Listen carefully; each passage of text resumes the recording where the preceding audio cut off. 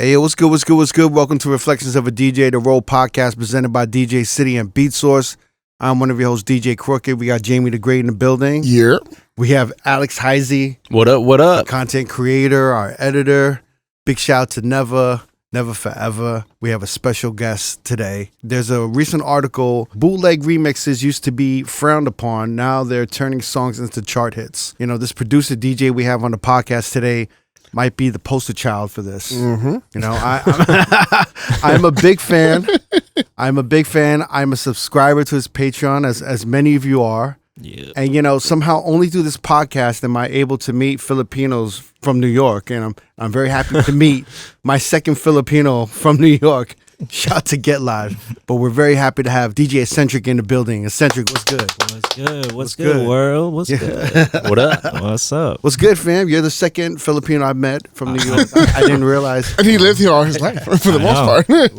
I've lived there all my life, and I've never met one Filipino person. I really thought it was just a West Coast You never thing. had a loop. You guys were hiding. We're hiding or somewhere. Hiding in the depths of Queens. Or I don't know where you guys are. Yeah. I don't know where you guys are in Queens, but you're somewhere over there. Filipinos and Mexicans were really rare out here, from what I saw. No, like when I was growing up in the 90s, Mexicans started taking over the blocks. They started taking over Spanish Harlem a little bit. Started taking the work. Nobody I wanted. started seeing La Onda. Oh, shit. You know? La Onda Patos Locos. Yeah. started popping up a little bit. Yeah. No, but you're from Queens? You're born I was born in Queens. Yeah. And then I was raised in Long Island. So. raised in Long Island. Yeah. So were you raised with like Hot 97, hip hop, Yeah, and all that shit? I know how some people from New York, they'll be like, "Oh, Long Island doesn't count." No. Certain things, but we got everything that New York City got. You know, Yeah. same radio stations, Hot 97, Power 105, and Same all that Z100, shit. all that. Yeah, so KTU. You came up definitely as like a New York bred motherfucker, like with hip hop, R&B. Oh yeah. I mean, that's how I got into the game. Yeah, for sure. I definitely hear. I definitely hear that East Coast love of R&B. Yeah. And everything you're doing. Yeah, for sure. It's funny. I went through my music library, and I have edits from you from 2011. Like yeah. I think you got famous in 2010 for like a Drake remix, right? You did a Drake edit. Yeah, I think as far as like article based, like internet, like like Fader picked up on it and stuff. It was posted on OVO, and I used to hear it at all. I used to hear it at all like the functions. It was big in LA too. It was massive in LA. It was it was part of that like high energy, be more. Yeah. I forgot it was the blend with. It was Over, the Drake song, and then DJ Sega, the Sega, the B, yeah, his Baltimore club, thing. And I remember I used to hear that shit everywhere. So I have that, and then I have like these kind of random like R&B edits from the 2011s. Yeah, I don't know if you remember some of these. You gotta play them. I don't know. I don't like. It's probably bad, but no, they're not bad. They were like one of them is this Aaliyah, If Your Girl Only Knew. It's like the VIP remix. Right. Okay. You remember that? Is that the one with Drunk Master Flex? Yeah, which is AKA DJ Benzi. Oh, that was his first name. That was like his alter ego. Okay, Nicki Minaj. Yeah, I don't know if he wanted me to say that, but exposed. It's out there. Yeah, but that was like the early. I'm sure we'll get into it, but that was the early days of when Ben and I kind of grouped together. And before Twerk. Yeah, right. So like. These earlier edits that you had, what do you call it? I mean, I downloaded them probably through DJ City or something. Probably DJ City or like when the blogs were like music blogs were really kicking. Yeah. I would try to like hit up the editors and stuff. He'd be like, "Yo, can you post this?" or "Do you like it?" Yeah, type of thing. I got some good ones. Like there's the Chris Brown "Look at Me Now" with the bass jackers. Geez, yeah. Yeah, you remember these? I remember it. I don't know if they sound great, but I would never play it today. Yeah, I know. Like Blurred Lines. The Blurred Lines and the Love You Down. ESENTRIK via. I was funny. We were talking about the Love You Down edit you made that's a few the first years one ago. I heard. Yeah, but I was like, no, I have the first one. I have the first Anaj. Love You Down joint. It's the VIP remix. And then actually, that came the second time around. Oh, really? They were fighting each other. Yeah, so the one that's like on streaming and stuff. Yeah. That's the original. Oh, it is. But for it took a while to get on streaming because at the time my management, they got it cleared with like Ultra Records. Mm-hmm. So like maybe like 3 or 4 years later, it actually was on streamings. But the one that you have, that VIP, was the second. It was just me trying to like keep going momentum with the edit, because like big people were playing it, like Diplo and stuff like that. Oh, so that edit is from the 2011 era then, that original one. Yep. So you just try to make like a more dancier up. Yeah, version? because at the time, like for me to really get into like electronic music, I was making Be More, like Baltimore club stuff. Right. And you know, Jersey Club was there, but it wasn't Jersey Club what it is today, or even like the second recycled version of it. But Be More was really like my thing that I wanted to make. Mm-hmm. So like a guy from New York trying to make Be More, like at the time I'm not really thinking that, but I'm just want to make it because it sounds dope. It just sounds dope, Yeah. you know. And then I just made it, and then I was like, oh, this is a cool version. Like I want to make like a different version. So like those VIP edits and stuff was just to kind of keep going with these like edits and stuff like that, like just to keep it fresh. Uh-huh. So like when you started like producing and like making edits and getting into this, did the production side start or did the DJ side start? The DJ part started for me. Okay. You know, like dating back to like when I was like 12 and stuff. Like my sisters would have like cassette tapes of like Biggie and stuff like that, and your older sisters? My older sisters. They're like 10 years older than I am. Yeah. And it's funny because they don't really listen to rap like that, but you know, you'll get like an occasional single. You know, back in the day we used to have like the single with the instrumental and stuff like that with the cassette tapes. So I would use like my dad's like karaoke machine, and because he had a little cassette player in it, so I would play it, and then I would just like listen to like these beats, and then they would have the instrumental in there, and I was like, oh wow, there's no words on this and stuff like that. So I would learn how to just kind of like see the structure of songs and stuff like that. And then like I wasn't trying to be a rapper, but I was just like writing down lyrics just to see what Biggie was saying, and so I was like, oh, that's cool, but not even knowing what he was even trying to say at that time. So but then there would be like on the flip side be a remix. Mm-hmm. So initially it was the One More Chance, where it was labeled like hip hop mix or something like that, and it was a different beat. It was the burn, Yep. And I remember it had the instrumental on it, and I just remember just looping that, just like listening to it over and over again, and I was like surprised. Like I was like, why is it different than the original? Like I didn't understand why it would do that. So those early days, and then watching, you know, music videos on MTV and stuff, and like MTV Jams and TRL, like those were the days where I was just really getting into like the music side of it. Wow. When you were like hearing the beats and you kept listening to it over and over, were you kind of like, were you trying to separate each instrument? Like kind of like you wanted to know like what patterns the drums were doing, and then the bass, and try to see like how they overlap together? I mean, somewhat. Like I wasn't too technical with it. I was just like trying to pick up just like the sonics of things, and not, you know, obviously not be like, oh, this is, I didn't know what a snare or a kick drum was, and or like even a bass line. I was just like, oh, that, like it's boomy, you know, like that. So like, but the most important thing of it was I was like bobbing my head to it. Like it was like there was a rhythm and like the groove, and that was like the big thing, and that bounce. So that was like the first initial thing that really spoke to you, right? That I was like to analyze. I was like, why? Like this is crazy. Like what is this? You know. So I was more attracted to the beat than more so like lyrics. And even to this day, like if you tell me like a song, like I probably won't even know the lyrics. I'm just so focused on the beat, because if I listen to somebody's song, it goes straight to the beat. Right. You so know? then how did that start evolving after that? So I was a big Neptunes fan, which you know, if you follow me, a lot of people know. How many Neptunes mixtapes have you made? I mean, as far as like mixes, maybe like 2, but like as far as like the actual like blends, I probably went up to 5 volumes, and wow, it's like over hundreds and stuff. So I was trying to stop at like 2, but it just like people just kept asking for more. I mean, we all love the Neptunes, but then like me being Korean, I'm Asian, you know. Right, But like just knowing that Chad Hugo was a part of it made me even like identify and love it even more. Well, that's the big reason why I got into the music thing was because of Chad. I forget which. It might have been like the Grindin' video or somewhere. Like I saw something on TV where, like the funny thing is like the first Neptunes beat I ever heard, or I even like kind of figure out what it was the Backstreet Boys, the Call remix. I don't know if you I remember the Call that. remix. So like it, like the music video played on TRL, and then again I was like, man, the beat is different. It doesn't sound like the original. And then when the credits came up, it said the Neptunes remix. And at that time, the internet was started to like downloading music, so I remember searching it.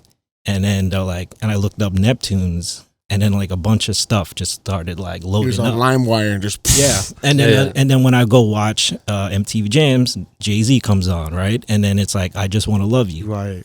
And I'm like, oh, I love this beat, but not knowing that's Neptunes, right? So then once I started like researching, I was like, this song like they're all from the same people. So I'm thinking it's just Pharrell because he's always in the face. He was the face, right? So then when I saw like a random interview, I saw there was another Asian guy, and I was like, who's that? And then I went and did a little research, and it was like, oh, he's Filipino. Yeah, and that's where it was like a light bulb hit me, because where I grew up in Long Island, it's just white people. Yeah. So in my graduating class, I graduated like it's like a big school. So it's like 2,000 kids. I may be like 2 or 3 Asian kids. Right. So me trying to find who I am and like trying to find a space where I was as like a Filipino American type of thing. So I didn't know where I fit in because I never saw anybody like me do something. So before I even got to the music thing, I was doing like graphic design. I was doing art stuff. And I thought that's what I wanted to do until I discovered that's what us Asians do. We Yeah. do art. You guys have that in play common. the piano. You went to school for We that. play violin. Yeah. Anything artsy. Yeah. We open dry cleanings. You know. Yeah. stores. Eventually, either a nurse or a mailman. Some Yeah. Korean groceries. We do all of that. Yeah. Yeah. No, but you're right, because it's just like you never picture. You're like, Yeah. it's not possible, right? Like, Yeah. like this is like a crazy thing. Like, and then when you see something like Chad Hugo, Yeah. or even when I saw Bobby Lee for the first time, like doing stand up on TV, I was like, Yeah. whoa, holy they shit! let us in. Like, there's like Asian comedians, like they let him in. Yeah. You know, I've told this story before, but even like my uncle hearing about me DJing like a Vegas nightclub. You know, the first thing he said was like, "Wow, they let you in." You know, it's just like one of those things where you're just shocked that Yeah. they let It's us real, in. though. Yeah. It's real. crazy that Chad Hugo was like your first time you saw this thing you love, which is hip hop, and then he's the representation for you guys. Right. That's just. But it's dope. beautiful. What the dope shit about it is, it's like, you know, especially I would say, you know, with a lot of things, but especially with hip hop, it's like when you see predominantly Black and Latino faces, and then you see like an Asian face or something. You're like, yo, that dude has to be so dope that they fucking accepted him. You know what I mean? He's like one of them, and they like he's so dope and he's so talented, and got like, the cosign. They fuck with him. You know what I mean? Yeah, So yeah. like, and it's like, yo, you kind of want to be like, you want to get to that level where you like you're good enough where like these talented motherfuckers like they let you in. You know? Yeah. It's It's a beautiful thing. It's a great feeling to know that it's possible, because then you're like, Yep. holy shit. Then it just opens, like all of these things start, you know, all these sparks start going off in your head. Yeah. And that's how I always look at things. Like if I could see somebody else do it, or if I see is a chance, Yeah. I was like, all right, I'm gonna go do it. It's so crazy. Yeah. So then like, all right, so you see Chad Hugo. I know you Yeah. I actually want to talk about Neptunes too, but I want to keep going with your story. So like you see Chad Hugo, and then what's the next step? What are you thinking in your head? I was like, then I started, you know, YouTube back in the day wasn't YouTube nowadays, but I would try to find anything in the studio with them, just working. Like behind the scenes footage and stuff. Yeah. And I would see a couple things, and I would like watch like a few interviews, and at the time, like Chad was really like talkative during these like days of like the early Neptunes. So I would just watch them like, you know, make the beats, and then I would just start finding more of their songs. And then And then I just started to connect the dots again. I was like, wow, they did this. They did songs with Britney Spears and stuff. Yeah. So once I figured that out, I was like, how do I do this? And I think at that time, I just started seeing, like I knew what a DJ was, but it wasn't really like in my face like that to like say, oh, I want to do it yet until like a cousin of mine, he was like a scratcher. He was like just kind of like a bedroom scratcher. Yeah. And that was like kind of like my first time like really like up close and personal trying to see what it did. And I remember like my dad having like a record players, but you know when you see it on video, you just going trying to scratch it or whatever, just like playing around. But I wasn't never serious like that until like again I'd just be watching random videos and I was like, oh, there's the DJ element of it. And then I think I did see Chad play like just on the turntables, right? Like just scratching, doing like some crazy stuff.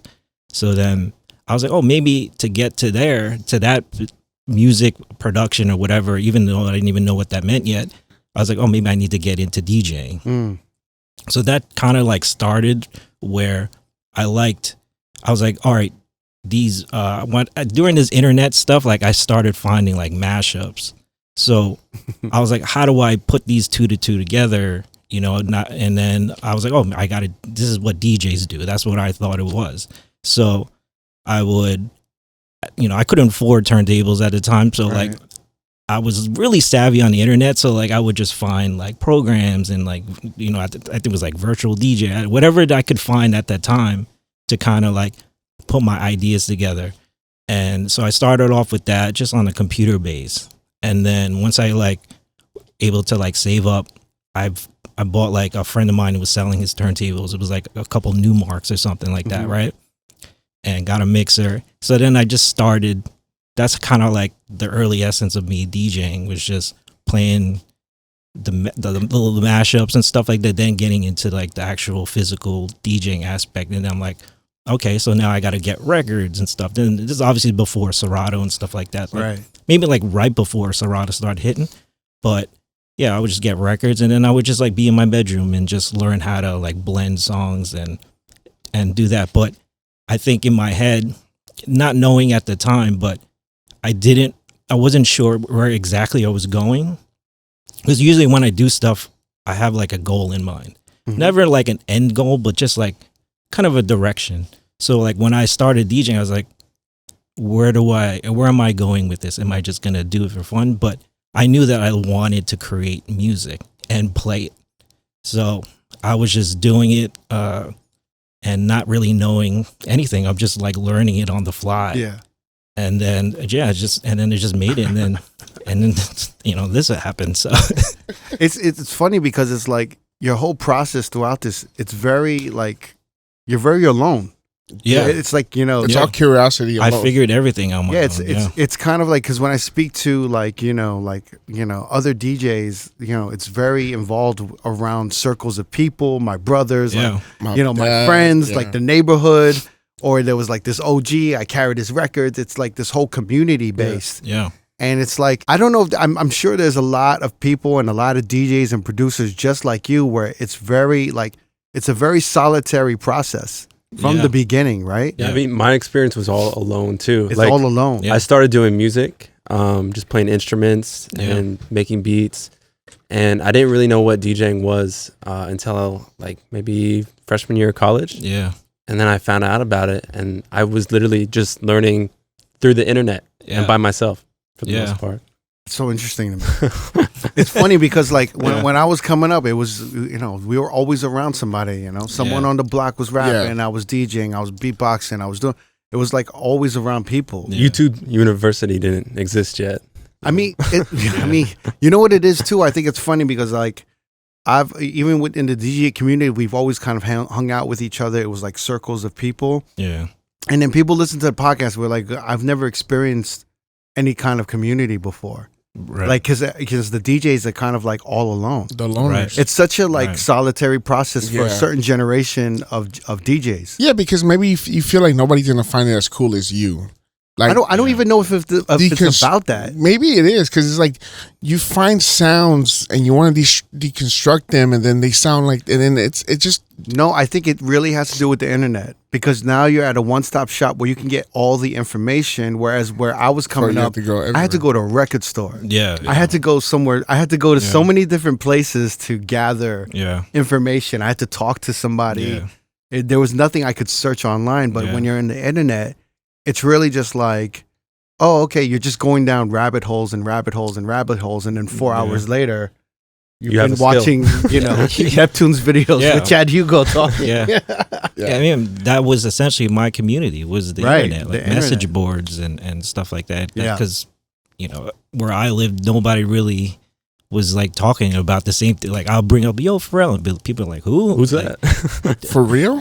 But if I say Jay-Z, be like, oh, okay, whatever. But, that's where I had the connection with the internet. It was just people were liking the same things I did, It's funny, like, there's so many Neptunes fans, right? So there's so many generations of Neptunes fans. Yeah. And, your first encounter was a Backstreet Boys remix, right? Yeah. What was your first Neptunes encounter, Alex? Probably Frontin'. Mystical. Mystical? Shake Your Ass or Danger. I think he did Danger. I'm not sure if he did Danger, but he did. It was Mystical. So interesting for us, it was Nori. Oh, right, yeah. For us. Yeah. Yeah, it was just that whole Nori era. And, even some of the shit he did with Mace and stuff, early on. And then we were like, yo, this is insane. We've never heard anything like this. I'm trying to think if there was anything before that, but I think it was Mystical. Yeah, well, Mystical was like a little bit late. It was like a little bit later. Yeah. But it was all around the same time. Yeah, around like year to year. Yeah. By the way, it seems like a long spread is only like 4 years apart from the beginning to that. No, for sure. Yeah. But I'm curious, in your YouTube, journey with the Neptunes and Chad Hugo, was there anything that Chad Hugo did or said that really resonated to you that maybe you still remember now? I wouldn't say there's like a particular thing, but I think it was just him doing it, right? And just like the actions he didn't have to like physically say anything, because he was pretty much like a quiet, he was a quiet guy. But I saw how much fun he was having, and then when they started to do the NERD stuff, then he's actually on stage and having fun and stuff like that. So I was like, oh, that is possible. So like there was nothing like verbally that he said, but it's just like seeing him there, like on TV. He's like, oh wow, he's famous, and like it could be possible. So I think it's interesting when you saw him DJing, you were like, whoa, that must be the beginning stage. Yeah, right. That's number one. But why? I'm trying to think what made you deduce that was the beginning stage. Like maybe I got to start there. I don't know. I think it's just because it seemed the most feasible, because he was just playing a record, or he was just fucking with a He was record. just like, again, I think it was like the fun factor of it. Like, he was scratching, he was manipulating it. So he was like, oh, that's where. But then during that time, I started following A-Track because I was a big Kanye fan. I'm still a big Kanye fan, but it is what it is. But don't worry. He likes his old stuff. But like once A-Track started DJing for Kanye, I started like researching A-Track at the time, and then he started doing the Fool's Gold stuff. So that's where started, like, when I was doing the Be More stuff, when I was like playing around with that stuff, then the electronic music kind of side of me came out. So then I saw the A-Track, the Fool's Gold stuff that they were doing. Then I was like, okay, cool. Then I thought then the DJ AM section of my life came in too. Once I started doing the DJing thing, I think somewhere in my mind, I thought I could be like that and like become this turntablist and stuff. Seeing what my cousin was doing, I was like, oh, I could scratch and do all these like tricks. And then when I saw AM, take it to a different level, I was like, oh, I got to be like that. I tried to, like, not that like I didn't practice, but I think I was trying so hard that it wasn't really working for me. You were like trying to force it. Like, yeah. And like if I kept going, I probably could have been that, but I was like, it's not me. I can't. I just had to be real with myself. Like even to this day, like you won't see me scratch. You won't me like that's not been a big part of me. I thought when I first got into my DJ journey, I thought that was like you had to do that, like because that's what everybody was telling me to. Like you got to learn how to scratch and do this stuff.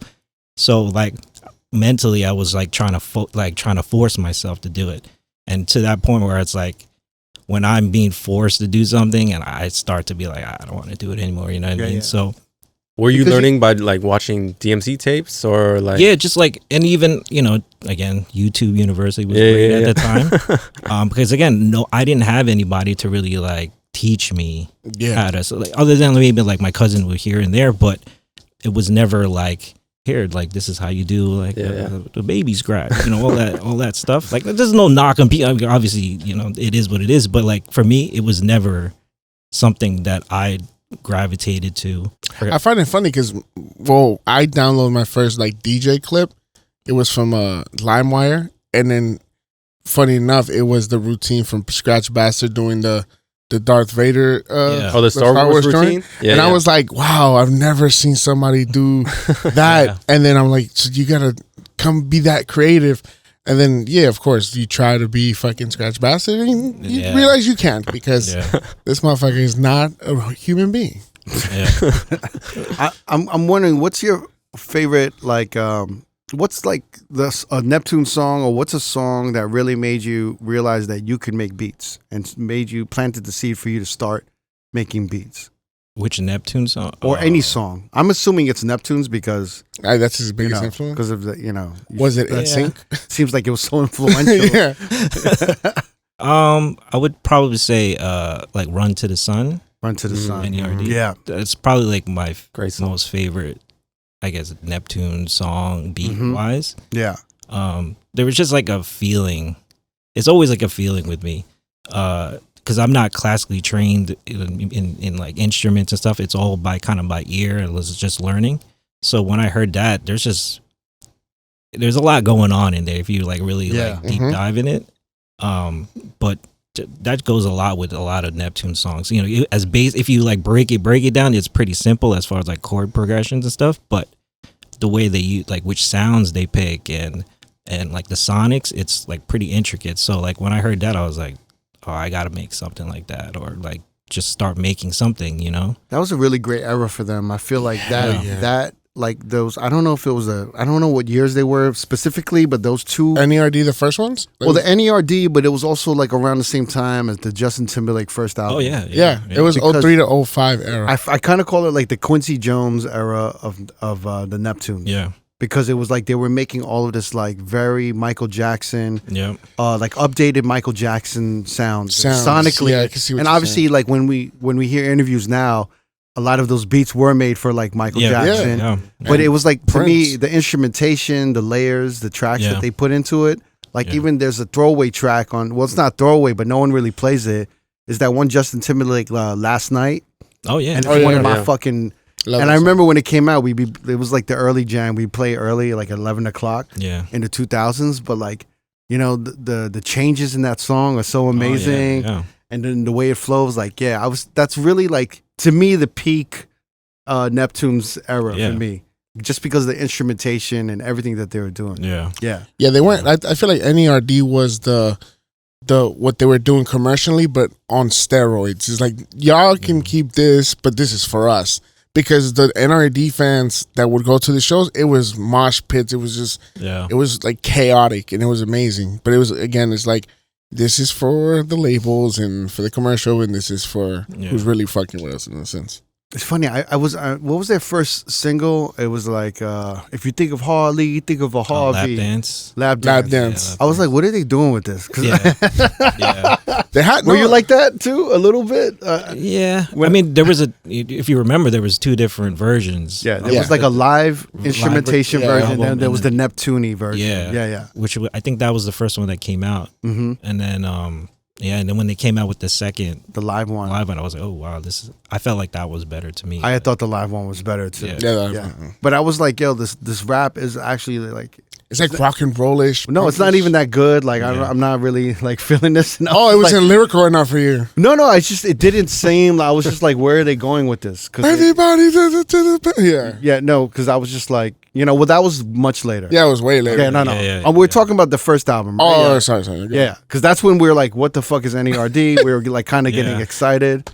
Like that when I first heard, I was like, what the fuck is this? Like skaters and skaters and everything, trucker hats. So when was the first time you just started getting your hands dirty with production? Around that time, like around 2001. So you were kind of juggling DJing, but also like slowly building production shops. At this time, like I was DJing spots, but I wasn't like at heavy big areas and stuff. It was just like local stuff, just to just get my foot wet, and then like if somebody wanted me to open it or whatever, I'll play. But at that time, I was so like into like really pop music at that time. Like what? Like what?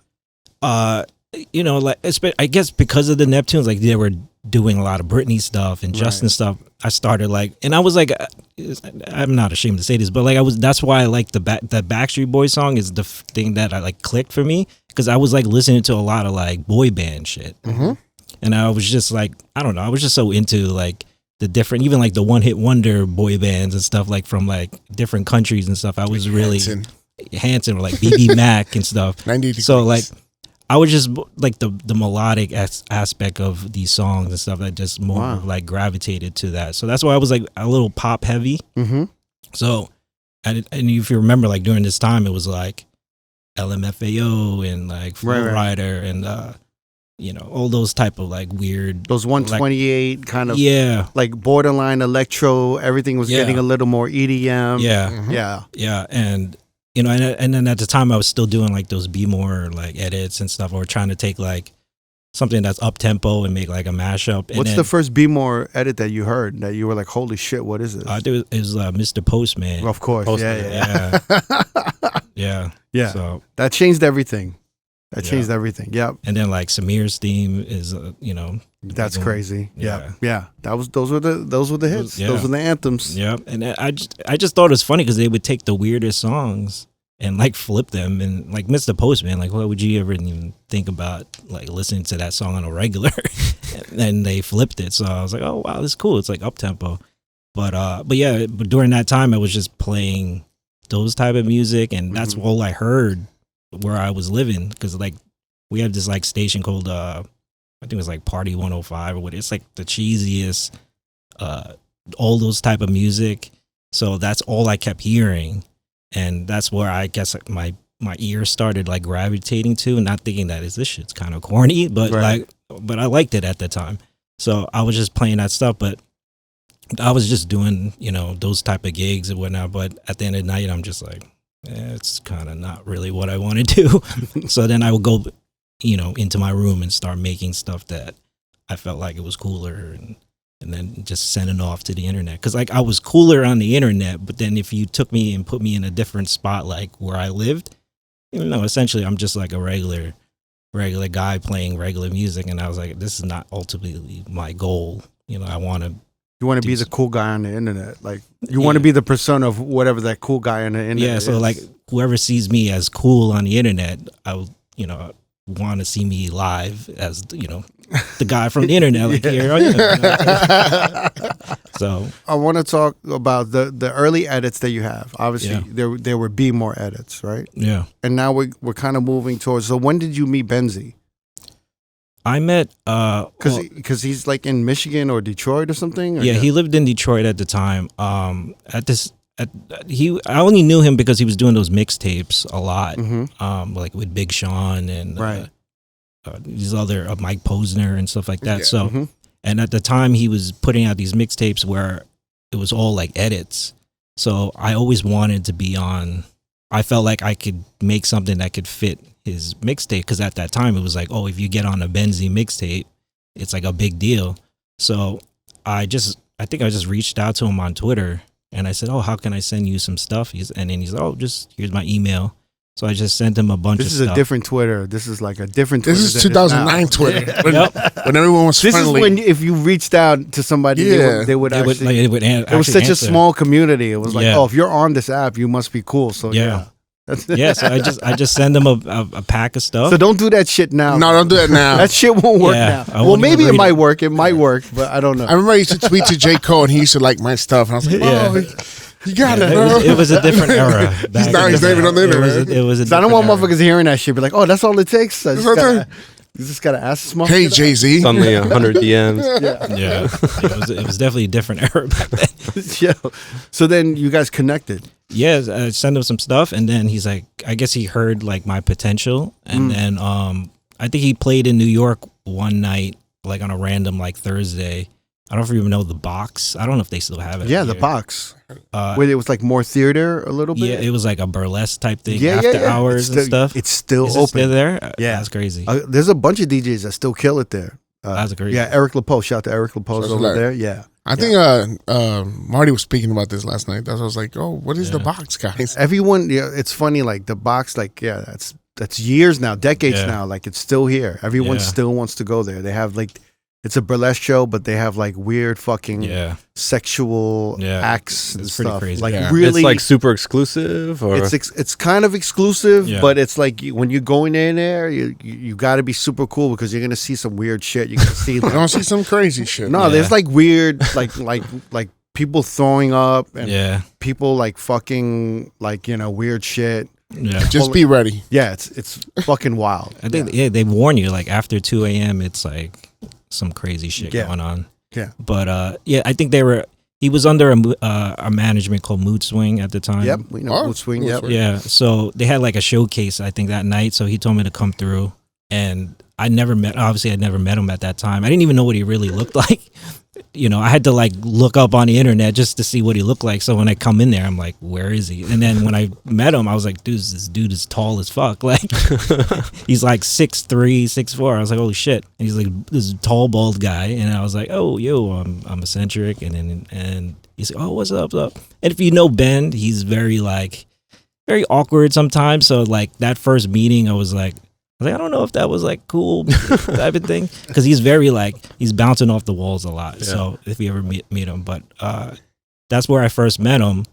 I didn't really get to really talk to him that night because he had to go DJ, but I met him for like 5-10 minutes. Were you nervous? A little bit, just because it's like. Did you like get your outfit ready? You're like, nah, put it on box. Nah, like, I'm gonna kill him tomorrow. Not like that. It's the first day of school type of outfit going on. He's looking at it from the bed like, damn. I'm thinking Ben's gonna think I'm really cool with these sneakers. I'm thinking of the She's All That movie, when Oh the shit. Kiss Me song, Sixpence, and then the Richer comes on. Eccentric's coming down the stairs. Slow We're motion. hearing the guitar like dun dun dun dun dun dun. dun. Oh my god. Flips his hair. So you meet Benzie, right? You link up with him. Yeah. So we and then maybe like a month goes by, and he's working on a mixtape, and he's like, "Oh, I want you to, here's some files, some songs. Yeah. I want you to flip it." And I actually made one of his mixtapes and stuff. He made it into like a collab where he's like, "Oh, you and I should do it," or whatever. So we put it out, and then that was like the biggest thing in my life at the time. I was like, "Oh wow, I made it on the Benzie thing." And it was like cool to like tell people and stuff like that. So I think as the times went by, I just started keep creating. And then I think he started to notice that, there's some talent there and stuff. So he was very heavy in like Mad Decent. He was like, he was talking to Diplo like every other day and stuff. And he kind of saw where the sound was going. Because this is the time when, if you remember, like the trap stuff in the EDM world was like Floshadamus, right? Even like the Moombahton, like all that stuff was started like, but at the time it was like really trap stuff. So, and like DJ Snake, so like everything was kind of sounding the same. And I think from the story what he was telling me, I think Snake sent him turned out. This is when Bird Machine came out, so that kind of like shifted that EDM world where everything was like 70 BPMs or whatever, like trap arm stuff, and then it was like the Harlem Shake dubstep era, right. And then Snake dropped the Bird Machine, which was like 100 BPM, like essentially it was like a twerk record, right? So it's like sped up. It's like a cross between Moombahton and like sped up Nolia Bounce. Yeah, right. Yeah. So that's aggressive Nolia Bounce. Yeah. So that started like really bubbling in the EDM world, and then Ben just kind of, he's like, I think I know where the sound is going. He's like, we should try to do like a mid-tempo, kind of like a Nola Bounce, or like just like a Manny Fresh, like an ode to them, like a New Orleans bounce type of thing. I was like, oh, really? He's like a Lil Jon, like back in the day, stuff. So we were like, all right, we'll just like dabble into it. So at the time, we didn't really have a name, but he's like, well, we should do something together. Because I remember, because I was at work at my like real job, because I did like I was doing graphic design at the time, so I was working my 9 to 5. So wait, with the graphic design, you've been kind of doing that throughout like high school and and college. And college, yeah. But as soon as I graduated college, I was like, my first day of work was like started doing what I graduated for. So it's just like Illustrator. It was like layouts. Yeah, and I worked at a digital press like company where it's you would essentially have like the news like magazine, like the old fashioned printers and stuff, but I worked like the digital stuff, so it's like a smaller end of like the big press or whatever, and I would deal with other people's files and all the boring shit. Yeah. But during this time I was still making stuff. I was starting to get my name starting to bubble on the internet and stuff like that. So when Ben reached out and said, like, we should do something together, he says that he was at a Walmart parking lot. I don't know how true this is, but he said he was at a Walmart parking lot and he called me, which he did.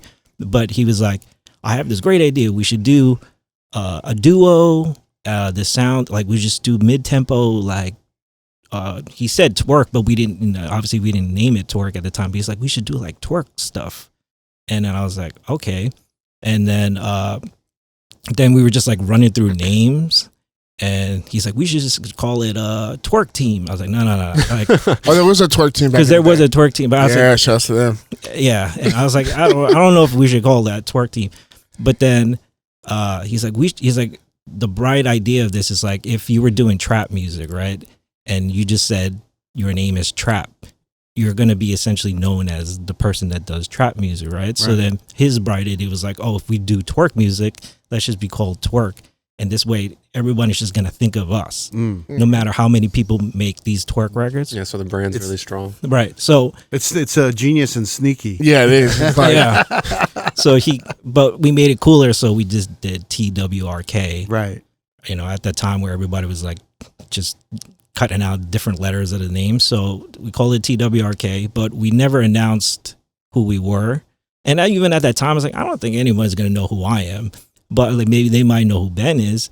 But I was like, it didn't really matter to me. So I just like happy to be there type of stuff. So like we were just making a bunch of records and stuff. And I made a Set It Off. It was a Diplo record, Set It Off. I don't know if you remember, but I made essentially it was like a twerk remix. Mm-hmm. And we had Mad Decent like post it. And at the time, SoundCloud is popping at this time. So like if you got the right account with a big follower like a Mad Decent, if they reposted your thing, it's like gold. Set, yeah. So when they posted that, it was just like, it was off to the races because people were like, who's this TW or who's this Twerk, right? Right. And then we just started building, making more. Like we did a Nola Clap remix. And we were but Dinga, right? But Dinga didn't happen yet. It didn't. So I think we did like 3 other, we flipped, it was called Living Room, but it was a flip of... Let Me Blow Your Mind. Yeah, Let Me Blow Your Mind. Right. Which I still hear now. It's the most sustainable twerk remix that you made. Like, I still hear that shit now. Yeah, some of the, I mean, if I go back and listen to some of the old ones, I'm like,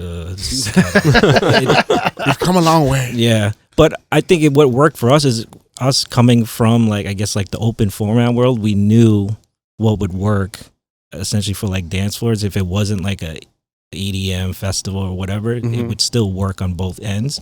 So that's why we were flipping those type of songs and not like super heavy drops where like it would just throw people off. I mean, I will say, like, you guys made a ton of shit, from Helicopter, right? Yeah. Dinga, Noya. I mean, what you guys made is probably, besides DJ Snake, probably the more well-known and like the more elegant of all the twerk remixes. Well, some of them were respected. They were like 85%. They were like horrible. Well, I knew we were onto something. Is like because Ben is known for doing these mixtape. Obviously the mixtapes, the long mixes and stuff. So he would always outsource other people's remixes so we can do it like a full hour-long mix. So when we did our first Twerk Volume 1, it was so hard to find anything because nobody was making it. We were like, if you listen back to that Volume 1, we were going back to just like old Lil Jon songs or Yin Yang Twin songs. We even had Yin Yang Twins host that mixtape because they had a song called Miley Cyrus. I don't know if you even heard it. It's pretty bad. But they were trying to like, because we told them what we were doing. They're like, oh, we got this record and we want to like join with you guys and stuff. So we were essentially trying to help them, but like try to, get off of their like success and stuff. So we were outsourcing. Everyone's trying to get off. Just get pause. Thank you for being so honest, by the way. Yeah, we just really hate it. We're like, twerk is almost, we can get off on them. Yeah, it's like, we can get off on them. Hey, yo. Yeah. We're so white. So we just like made that mix, and we couldn't find anything. We were the only ones doing it, Right. until we got to the second volume, and everybody started doing it. Yeah. And I all these other groups started popping up. I was like, damn, we did something. Yeah. Yeah, it's always about doing something different, Yeah.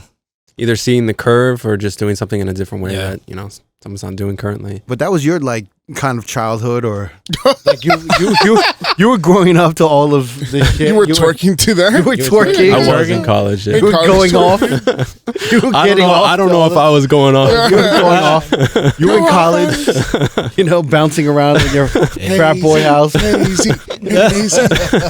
Oh man. You're like doing a helicopter. You were doing all that shit. On Vine, 7 seconds. Yeah. Oh yeah. I'm fine. It's really It was like, big on Vine too. The twerk remixes on Vine were fucking crazy. Yeah. I just remember everyone like playing like all of these Travis Porter edits, Yeah. Mhm. and I was just like, why am I hearing all this shit? Like there's all these re-drummed and then re-twerked shit, and Yeah. like I remember it went off for a few months in the club scene. About 4 to 5. It didn't really Like a few months it went off, and then it just got really played out. and Like it got wait. oversaturated. So quick. because I think it was such a great idea, but it was, I think the genius of it is like it's about taste, right? So you have to have the right taste, because the actual formula for it is somewhat easy, Right. right? Yeah. It's Yeah. an easy formula.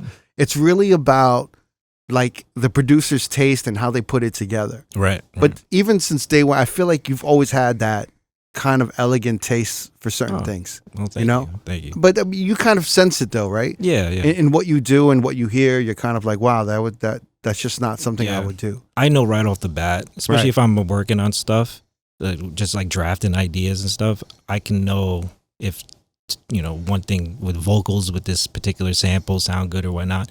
Because, especially nowadays, there's so many tools that could get you like, mixed in key or whatever that tells you if this song's 4A and this song is 5A, like essentially that should work, right? As Right. far as like techno aspect. But I would say 80-90% of the time it doesn't work, because it's not that it's not down to that line where like it has to be so Mhm. by the book, because there's certain things and factors that you got to really like listen to and stuff. So I'm pretty good as far as that, to like pick up on what sounds good and stuff like that. So I feel like I'm ahead of the curve of some people's. Yeah.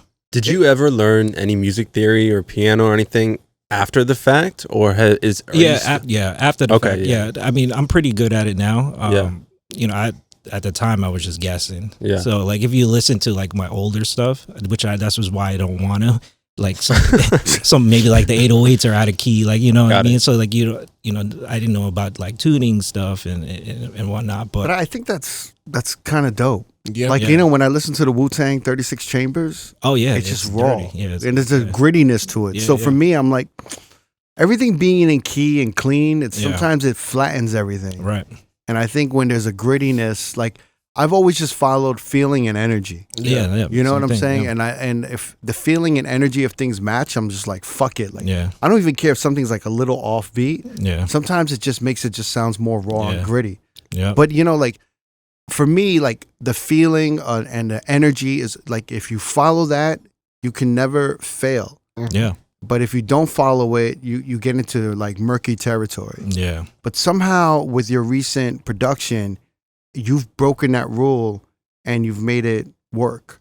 Do you understand what I'm talking about? Right. I feel like you take high energy, up tempo songs Yeah. and then you turn them into slow jams. Right. Do you know what I'm saying? So you're Yeah. kind of like breaking the rules a little bit, Yeah. but you're like kind of you're playing with like double time, Yeah. but you're going backwards, which not many people do, which is kind of genius because everyone speeds up. Right. But it's very rare for someone to kind of slow down. I mean, they did it with trap. You know, they would take up-tempo shit and make a trap thing. Yeah. But it wasn't elegant, right? And it wasn't sustainable, right? Yeah. Like, we don't do it now. But you found a way to kind of break the energy rule that I always kept. And then you made these, like, recently, you've been making all of these slow jam, up-tempo songs. Yeah. And, like, everyone's obviously kind of copying you now, you know? I'm hearing a lot more of these, like, double time songs with, like, you know? With like slower jam beats, which is like, you know, that shit happens, you know? Yeah. Which is genius because imagine like you hear a song, you'll be like, you know what? A pretty fast song. You'll be like, you know what? This will go with an even faster beat. Yeah. But the way he went, he's just like, no. But, you know, I want to talk about your Cuff It, the Wetter remix. Right. Since we're talking about it now. Since we're talking about energy and we're skipping a period and I want to go back. Yeah. But since we're on this conversation of energy, you know, like to me, I would have never thought to put those things together. Right. And then after I heard your remix and I said, this is really clever. Yeah. I said, this is really dope. And I was like, I remember when I heard it, I'm like, but, you know, where do I play this? Right. You know what I'm saying? Like, what's the purpose of this? No, you know, because I'm a club guy, you know, and I think one of the things, you know, I've been trying over the past, maybe since the pandemic, and since the Twitch streams, I've been trying to like approach music differently because I always approached it as like a club, working DJ. It was so annoying. So even when there were some good songs that would come out, I wouldn't download them because I'm like, what's the purpose for me? Right. Like, what am I going to do with this? Right. Like, what situation am I going to be in? Yeah. So as good as your song was, and as much as I was like, oh, that's really dope. Yeah. But I'm like, but where am I going to play this? Right. So what's the point of this? Yeah. But then it blows up, it gets bigger, and like, you know, and then Beyonce picks it up, you know. Yeah. And then she recuts her own vocals on it. It Yeah. becomes an official remix. Yeah. You know, and you know, it's getting played. I mean, Ross won. He did the Rock Nation. All right. I saw the that. Rock Brunch. You know, and it's right before the Grammys, and like we're seeing Lil Uzi Vert and like all these supermodels and like all these celebrities singing along to that song. Yeah. You know, in tuxedos and gowns, and I'm just and I was like, you know, it's one of those moments where I'm like, wow, you were really wrong about this shit. Like, you were really off. Now you showered to it. You know, and it's one of those things that really changed the way I approach music because I'm just kind of like, wow, you really have to, you know, over the past few years, I've really learned to just be like, if you're something good, just fucking download it. And then, you know, and I feel like what you're doing right now is kind of it's happening on the West Coast more than I see it on the East. Right. Mm-hmm. But it's this new like revolution of parties. Right. Where it's, you know, everyone's calling it throwback parties. It's a lot of day parties. Yeah. You know, it's like, you know, a lot of diverse people. It's a lot of different remixes and edits and music is being played. Right. But to me it's like this revolution of vibe.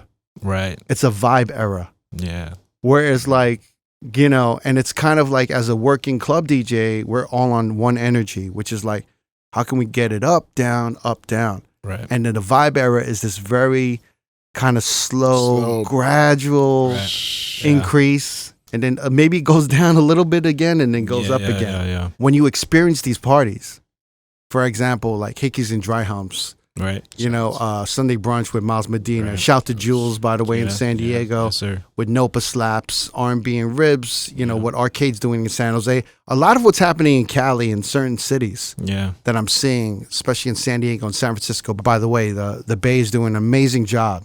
Like, Carrying you know, that really, torch. the DJs are really coming together. I've said this before, but I'm really impressed by how the DJs are coming together to literally curate the sound of a whole city, of a whole area. Yeah, area. Yeah. 3 cities are just. But I feel like you are kind of leading, like sonically. Right. I could be wrong. I could be making, you know, judgments. I could be making the wrong judgment I don't right think now. you're wrong. But I think I feel sonically with these edits, you're one of the main key factors leading this revolution or this movement, you know? Right. But I want to talk about this edit. I want to kind of deep dive and break down when you heard Cuff It and what you were thinking and how long it took for you to kind of like try this this edit that you made or this remix that you made. Yeah.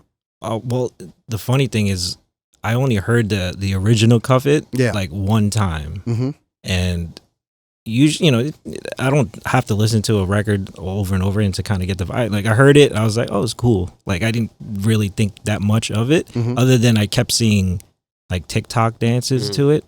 I think that's where I even heard it first. I was like, oh, why is people dancing to this? And then I actually went back to it. I was like, oh, okay. But essentially that edit that I made, I wish I could just say like I woke up one day and I said, oh, I'm going to take this Twista record and put it together.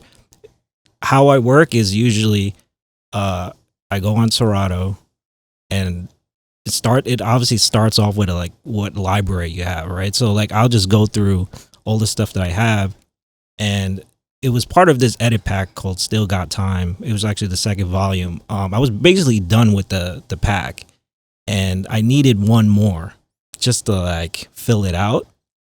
So that one was the last one that I made. It was like 2:00 in the morning, and I said, oh wow, this sounds cool, I'll just put it together. But what if you listen to my stuff, I usually do is instead of just like making a blend, I'll probably take what the beat was, take out the drums and maybe put my own drums, or like flip the sample into like it's more like my own production that I made. But for this one, I was running out of time, so I just said, all right, I'll just leave it as is, and I just put it in the pack. And I think that was like the end of September that I put that pack out on like Bandcamp, and then didn't hear anything from people. Were like, oh, I love this pack, whatever. Nobody really like spotted that actual blend right away because I didn't hear from it. Like people were like talking about other songs. So I think as the month was going by, I was already on to the next project. So like the Drake and 21 Savage album came out, the Her Loss. I was like, oh, I'm gonna flip it. Or even before that, like the SZA album came out. Right. So like I flipped that, and then the Drake thing came out. I was like, oh, I'm flipping these songs. So I spent like the whole month flipping that whole album. And the day I was about to like tell people when this song, the album, where you can get this Drake flips, a tweet started. I got tagged in a tweet, and it was a video of this DJ in Miami, Spencer Tracy. Oh shit! Yeah, Spencer. Shout out to Spencer. Yeah. So at the time, I didn't know who he was, but yeah, shout out to him because he played the Cuff It blend at a club. I'm assuming somewhere in Miami. He has a R&B party on Sundays. Yeah, and I actually did play that after. Yeah. But I think it's like right? baby Sundays or something. Baby girl Sundays. Yeah. So it was the Koyo Taco. Yep. Sorry. Yep. Koyo Taco. Yeah, I was there. Yeah, it was cool. It's a fucking fun ass party. Yeah. And it's dark too. Yeah. Like dark. Like the lights are out. Like you can't see shit. That's how an R&B party should be. I don't want to. You shouldn't be able to see everything. Anything. You just want to smell sweat. Yeah. It's hard to get into. Pause. Yeah. It's a hard party. But yeah, very cool party. I don't know if it was that actual party he was playing it, but this girl videotaped it, put it on the internet, and she said, like, I don't know what this remix is, but this is amazing. And I guess like the Beehive found out about it, and you know how that goes. Like we do. I heard. Yeah, I heard. Yeah, you're talking about it. Yeah, it just went crazy, and I actually didn't know that tweet was from the day before because Tracy actually tagged me like the day after and said like, oh, I can't take the credit. Like this is Eccentric's remix or whatever. Yeah. So that's when I actually finally saw it. And at that time, again, I'm about to release the Drake stuff, and then I was like, oh shit, like I don't have this blend anywhere on the internet other than I put it in the mix because if I think a few months before over the summer, I did a Break My Soul blend with a Summer Walker beat that I played live in San Jose. I clipped it, I put it on TikTok, and it did a few numbers, and people were like, well, where can I get it? So when that started bubbling, I put it up on Bandcamp, and then my Bandcamp got shut down. And I'm thinking it's because of that, because of the Beyonce thing. Because like SoundCloud nowadays is like, it's rare that you get like a copyright strike, how it used to be. But when I put they've eased up. Oh, heavily. So like when I put up that Beyonce one, it like got me a strike, and I was like, oh no. And then that's when my Bandcamp went down. So when I did the cover thing, I was like, I gotta bury it in the mix. So when I did that full edit pack, it was like in the mix, Right. Like 20 seconds, maybe like 30. It wasn't even that long, because I knew like if this, I can't show it because I think it's gonna get taken down. So that was the only place you can hear it. So I was like telling people, go to my mix or whatever, but you know, people are kind of dumb, so like they don't want to like scan it or whatever. So I ran to YouTube, I uploaded it real quick, put a little graphic on it, like a little rain stuff. And thank God for your design background. Yeah, did it like 10 minutes, uploaded it, and I redirected the traffic. I said, just go here, because this is only where I could put it. Right. And then everybody started going to this to the link, and then that's where everybody were like, oh, this is crazy. But at that time, I'm not really caring about it, because I was like, all right, I put the cover thing out, let me promote my Drake stuff, because I worked so hard this whole month making these Drake stuff. It was almost like, let me get this out the way so I could start promoting all this Drake shit. Yeah. So then because that was like almost like 1 a.m. So like when I woke up in the morning, I'm like ready to like see what's going on with the Drake stuff, and I just see my Twitter just go crazy. Wow. And I was like, oh man, this is more than just like something, just a regular blend, right? So at that time, there was a certain person that saw what was going on, right? So I was looking at the comments on Twitter, and people are like, because people don't read, I don't know why, but it says my name on it, right? Yeah. No, it's people don't read. That's people don't read.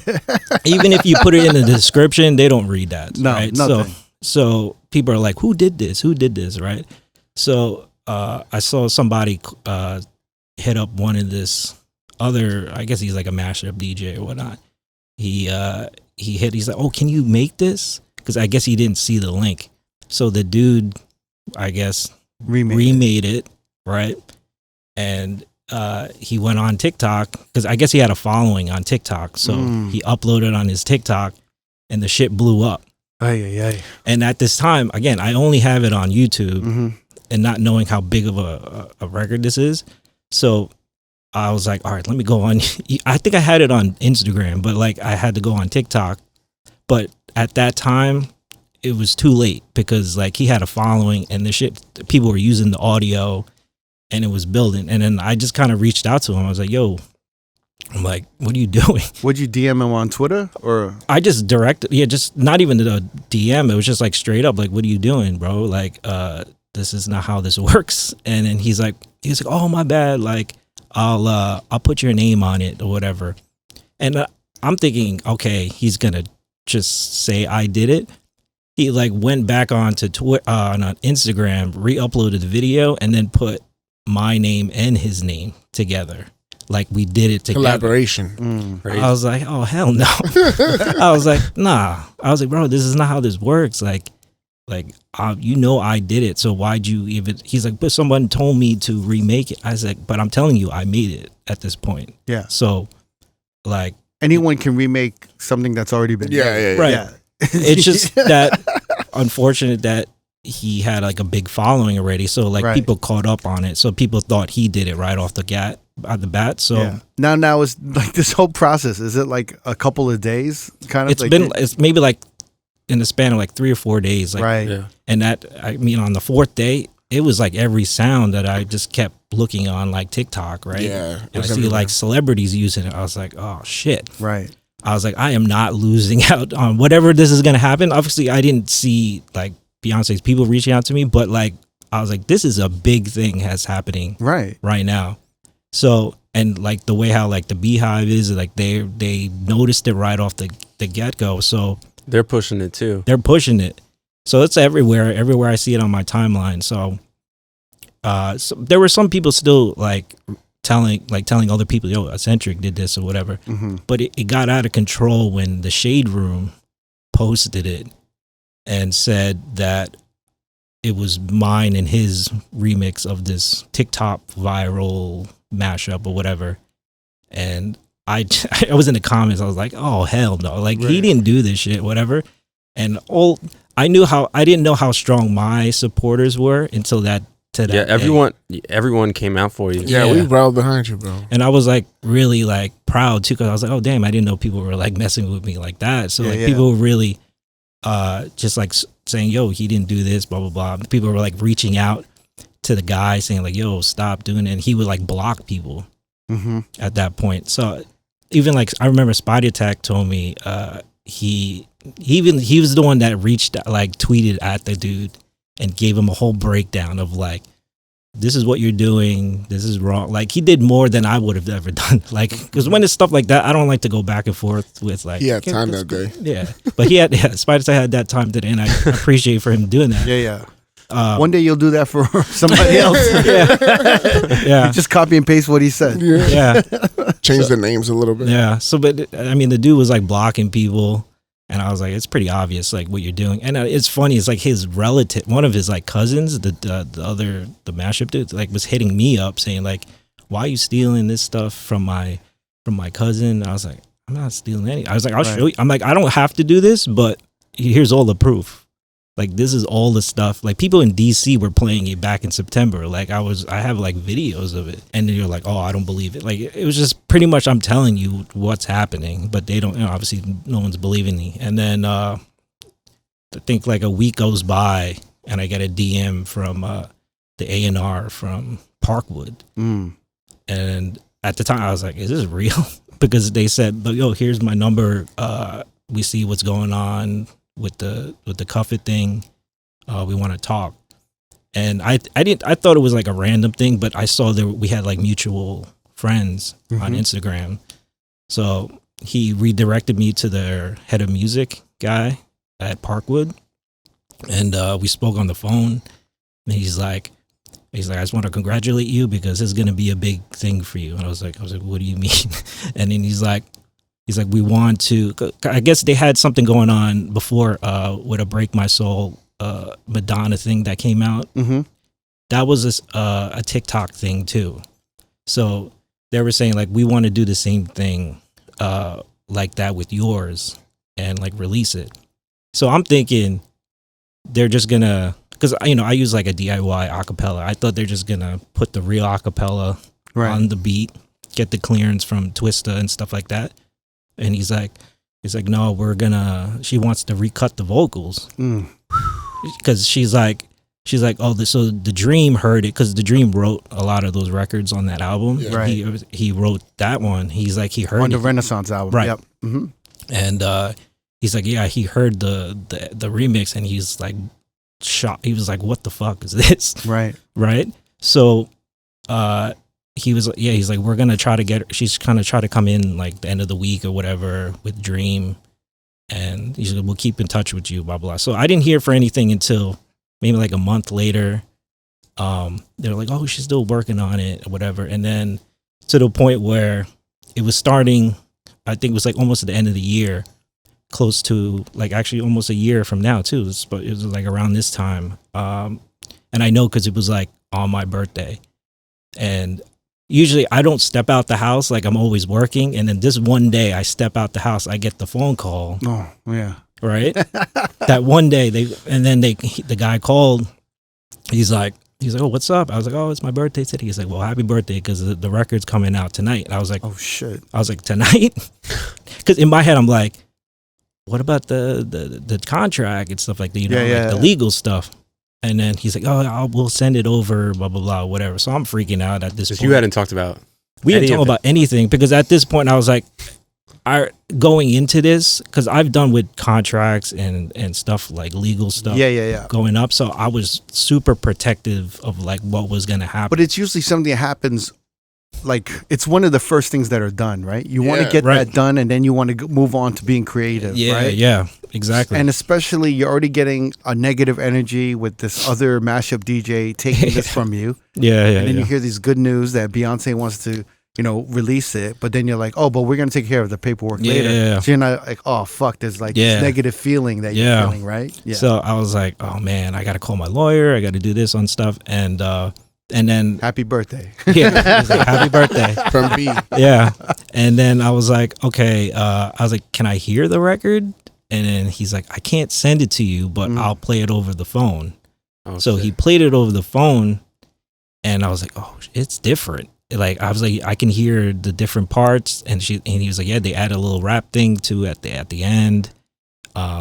And I was like, holy shit. Like, that's when like total goosebumps. Right. And like chills. I was like, wow, it like came to life, like something that was just a blend, and it kind of gave her the inspiration to make like essentially a new record, right? Mhm. So once he played it, I was like, holy shit, so this is it. So the whole day I was waiting for the paperwork. I already hit up like lawyers and stuff, and they didn't send the paperwork until like 11:30 at night. Mm. And I'm thinking, if this is coming out tonight, like at midnight, I'm like, what if I don't sign the paperwork? You know what I mean? Like, what if it's not the right deal? So they sent Well, it like over. if anything happens, their people Yeah. could definitely outlawyer you. Yeah.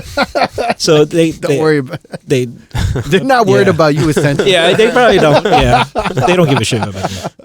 But for me at that time, I was just like, oh man, I gotta get something. Like this is this is a big deal. It's So, scary, man. It's like scary. it's so many emotions happening at the same time, Yeah. right? Because you're feeling like excited, yeah, and you're like, I don't want to get fucked over. You but know it's what I like mean? So- like immediate fear, Yeah, like yeah. you're feeling vulnerable because you don't want to stop yeah, the opportunity at all. yeah, But then you're like, how fucked am I gonna be yeah. when yeah. all of this comes out Yeah. at the end? Yeah, Because I've had these type of feelings before with, I've done songs with like Migos and Fetty Wap and like stuff like where I had to like sign the paper where I was like, I don't know if this is like the right deal, yeah, or I was always promised like, I'll just sign it because it'll work out at the end, blah blah Mhm. blah. But those type of deals didn't, it was whatever. It was just like a whatever record. But I was every time I get these type of contracts or whatever, I'm always thinking of what happened in the past and whatnot. So Yeah. like I was trying to be like super cautious and stuff.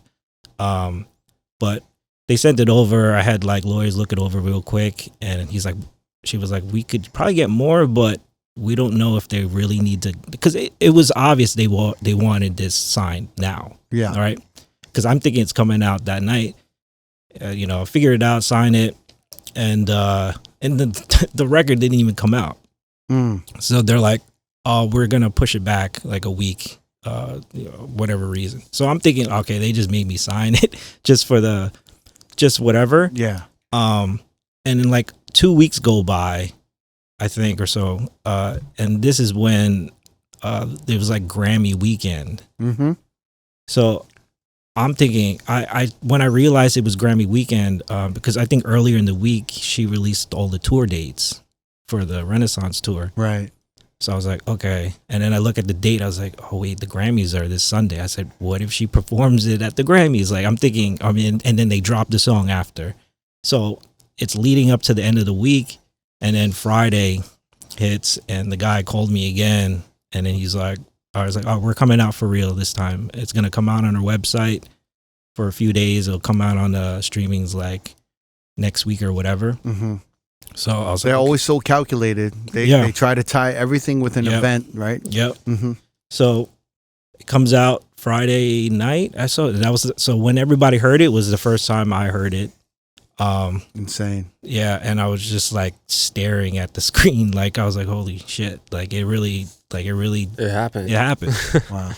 and I was just kind of like, I froze for a while, because I was like, this is crazy, because again, I've been doing this for so long, and I've had like some ups in my career, Yeah. but this was like, I mean, nothing could really top Beyonce, you know what I mean? Yeah. So I mean, this is like the validation that any yeah, producer, The cosign. anyone in music would Yeah. want, right? yeah, Because the thing is, like we've been saying, like it's such a solitary process, yeah, and because Yeah. it's so solitary, it's really on you yourself to like continuously be diligent and focused and confident about your work, yeah, because it can be so discouraging, right? right, Because no one's like along the way, no one's saying like great job, great work. right, Yeah, you don't have a crowd reaction, You don't have a crowd reaction. Not only that, like you said, like you drop an edit pack, and even if like there's like, even if I download your edit pack, and there's like 3 songs that are amazing, and I'm running it constantly every night, every time I work.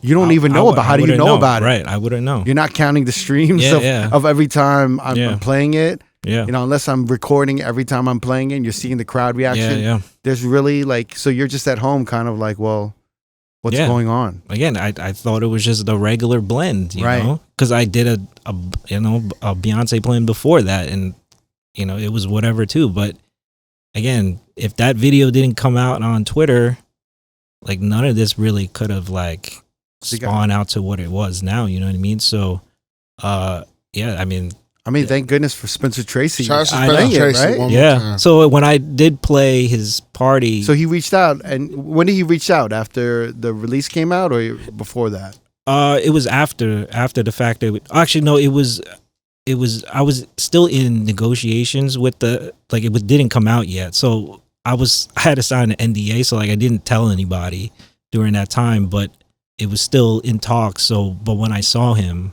I was like, I just said, yo, thank you, because like something's big about to happen. Yeah. And like you were one of like the reasons why. And he was like, really? I didn't really. I was like, yeah. And and I ended up telling him, but like it was crazy how like the moments like started like happening right after the other. It's like I saw a random DJ on the. It was not random, but like as to me, like I didn't know who this was, and then I actually meet him. Like a couple months later, as talks were happening, and it was kind of like the stars were aligning. Yeah, you know what I mean. So 100%. But yeah, I mean that day was crazy. My phone was going great. Like, that was a crazy weekend. Yeah, I had people that I haven't talked to in years. They're like, I knew you could do this. But I was like, okay, some money. Yeah. So. But yeah, it was we heard your little song. Do you tell like are you have like are your parents like very supportive of what you do? Like, yeah, it's funny because when I first heard it, my mom was in the room listening to it. Oh wow! And it's fun because my mom doesn't like her reaction isn't so like sometimes it looks like she doesn't care, but. I was very Asian then. Very, right? Yeah. Like after the song plays, she goes, they're like, that's good. You hungry? Yeah. That's nice. Yeah. She's like, food's ready. She's like, oh, that's a nice song. But like not even like some of the lyrics are pretty bad. You know what I mean? She don't even know. But I think I'm in the mood to start fucking. Yeah, exactly. Like, oh, it's a nice song. You wrote that? Yeah. The lumpia is ready. Yeah. But I think and especially with my dad is very like quiet is too, like we don't really have conversations, but other than maybe like sports or whatever, but it's very like small. So when I think they started to realize it when their friends started like sending them stuff on like Facebook and be like, yo, your son is out here, because I think there was like a video package from like Entertainment Tonight. They posted, I think it was from like Canada or something, whatever. They did a report on what I did, and they were like taking stuff from my Instagram and like videos. Crazy. and somebody sent it to my dad, and my dad's like, wow, look, this is you, blah, blah, blah. But like totally ignoring the like the years that I've been doing other stuff that were pretty big too. Like, but this was the moment where they're like, whoa, like, you know, like, oh, you're famous or the type of stuff. But like, yeah, I mean, it took a while for them to like realize what the power with this Beyonce thing was. But, yeah. That's so. Like after this, did everything kind of change a little bit, or? I'm not gonna lie to you. I thought it was just gonna go like it starts opening doors. It was gonna be like a movie montage, right? You know, when like all of a sudden some monumental thing happens, and then you see them like I'm gonna be in the studio with Beyonce the next day. Like I'm thinking big, right? Like you're getting I'm gonna like tailored for new suits, silver suits, helicopters are coming in. Yeah. But you know, obviously that's not what it was. Back to reality. He like went to Whole Foods and got some toilet paper the next day.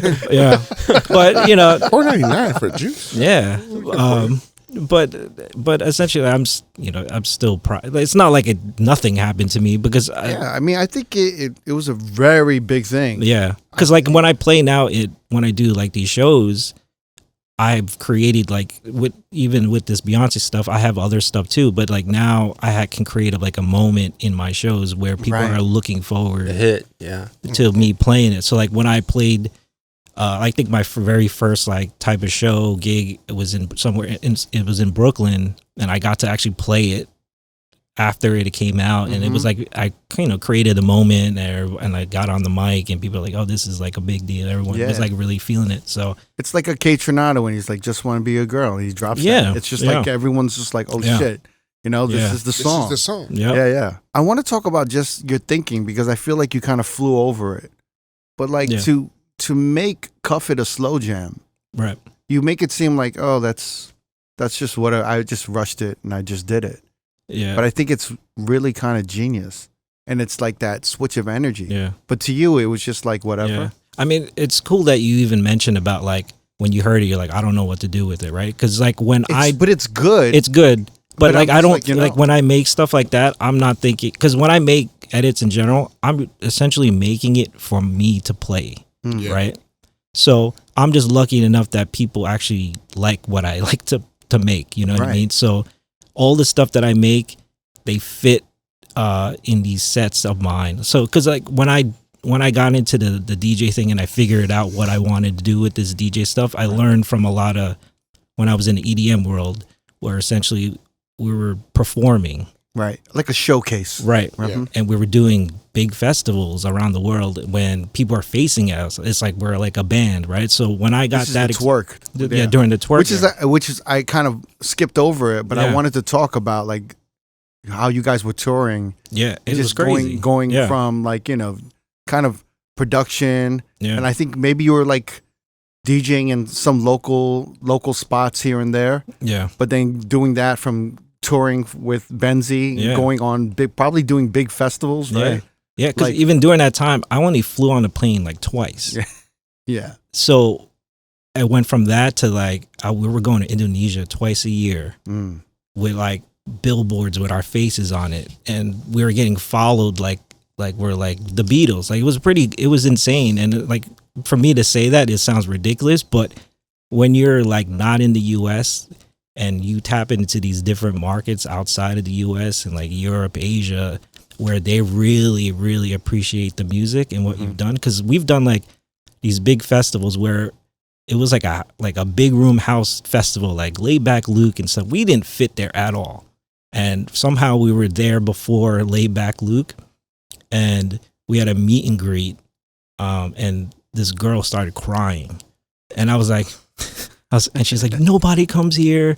Like, you guys, we love that mad decent sound. Like, she goes, Diplo doesn't even come here, blah, blah, blah, whatever.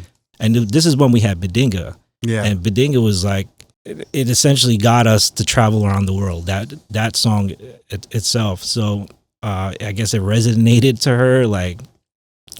her, and she just started like crying. I was like, oh, and when I tell people this, they just start laughing. The way how you just reacted, you're like, whoa.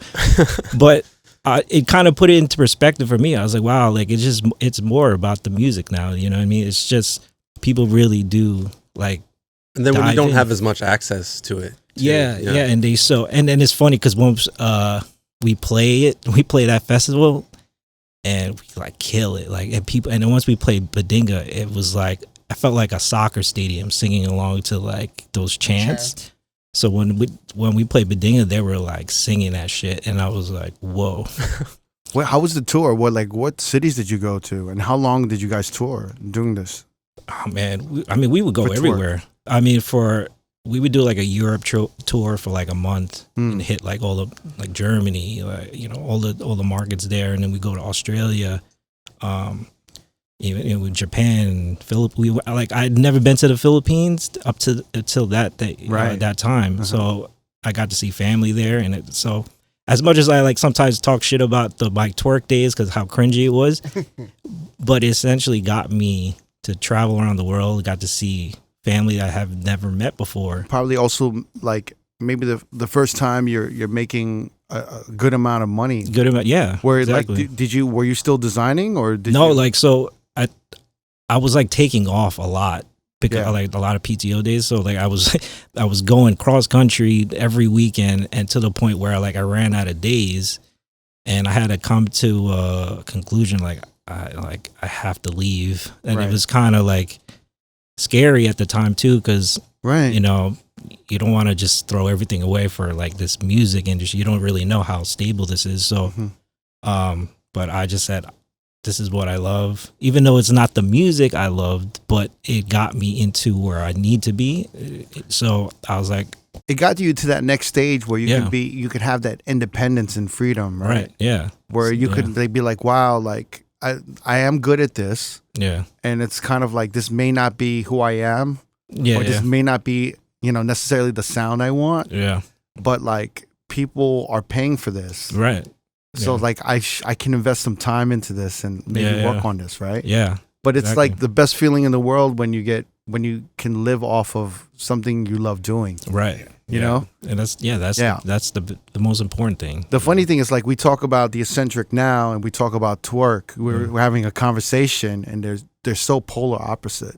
Yeah. You know? Yeah. And then we were just saying, I was like, because we were talking about, and I was like, well, basically, like, twerk is kind of in sync.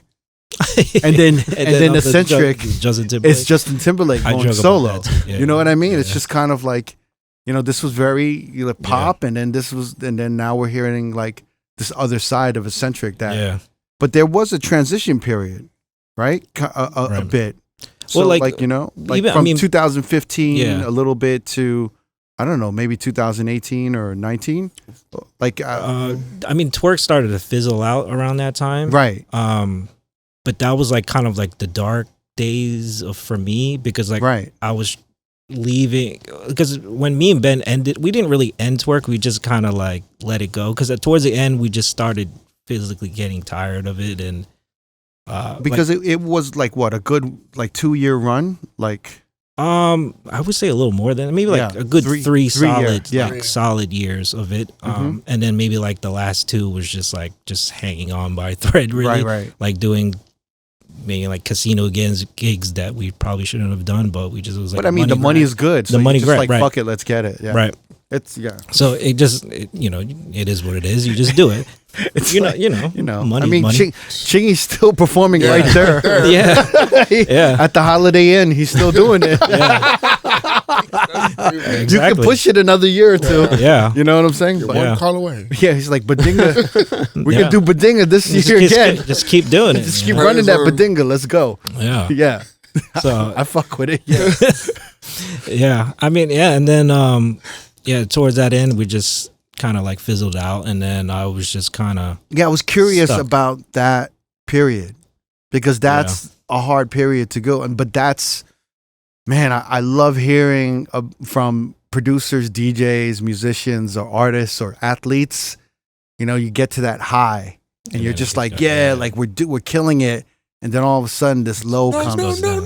But then usually from that low comes a bigger high. Yeah. You know what I'm saying? But they just got to get through that next initial low. Yeah. So this is kind of that low, right? A little bit after it twerk, was the lows, because it's like, I quit my job. Yeah. I thought this shit is not working out. Yeah. Where do I go? Yeah. Right. Because even when we kind of separated, there was a point where I thought what the manager I was with at the time was trying to convince me to take the twerk brand. Yeah.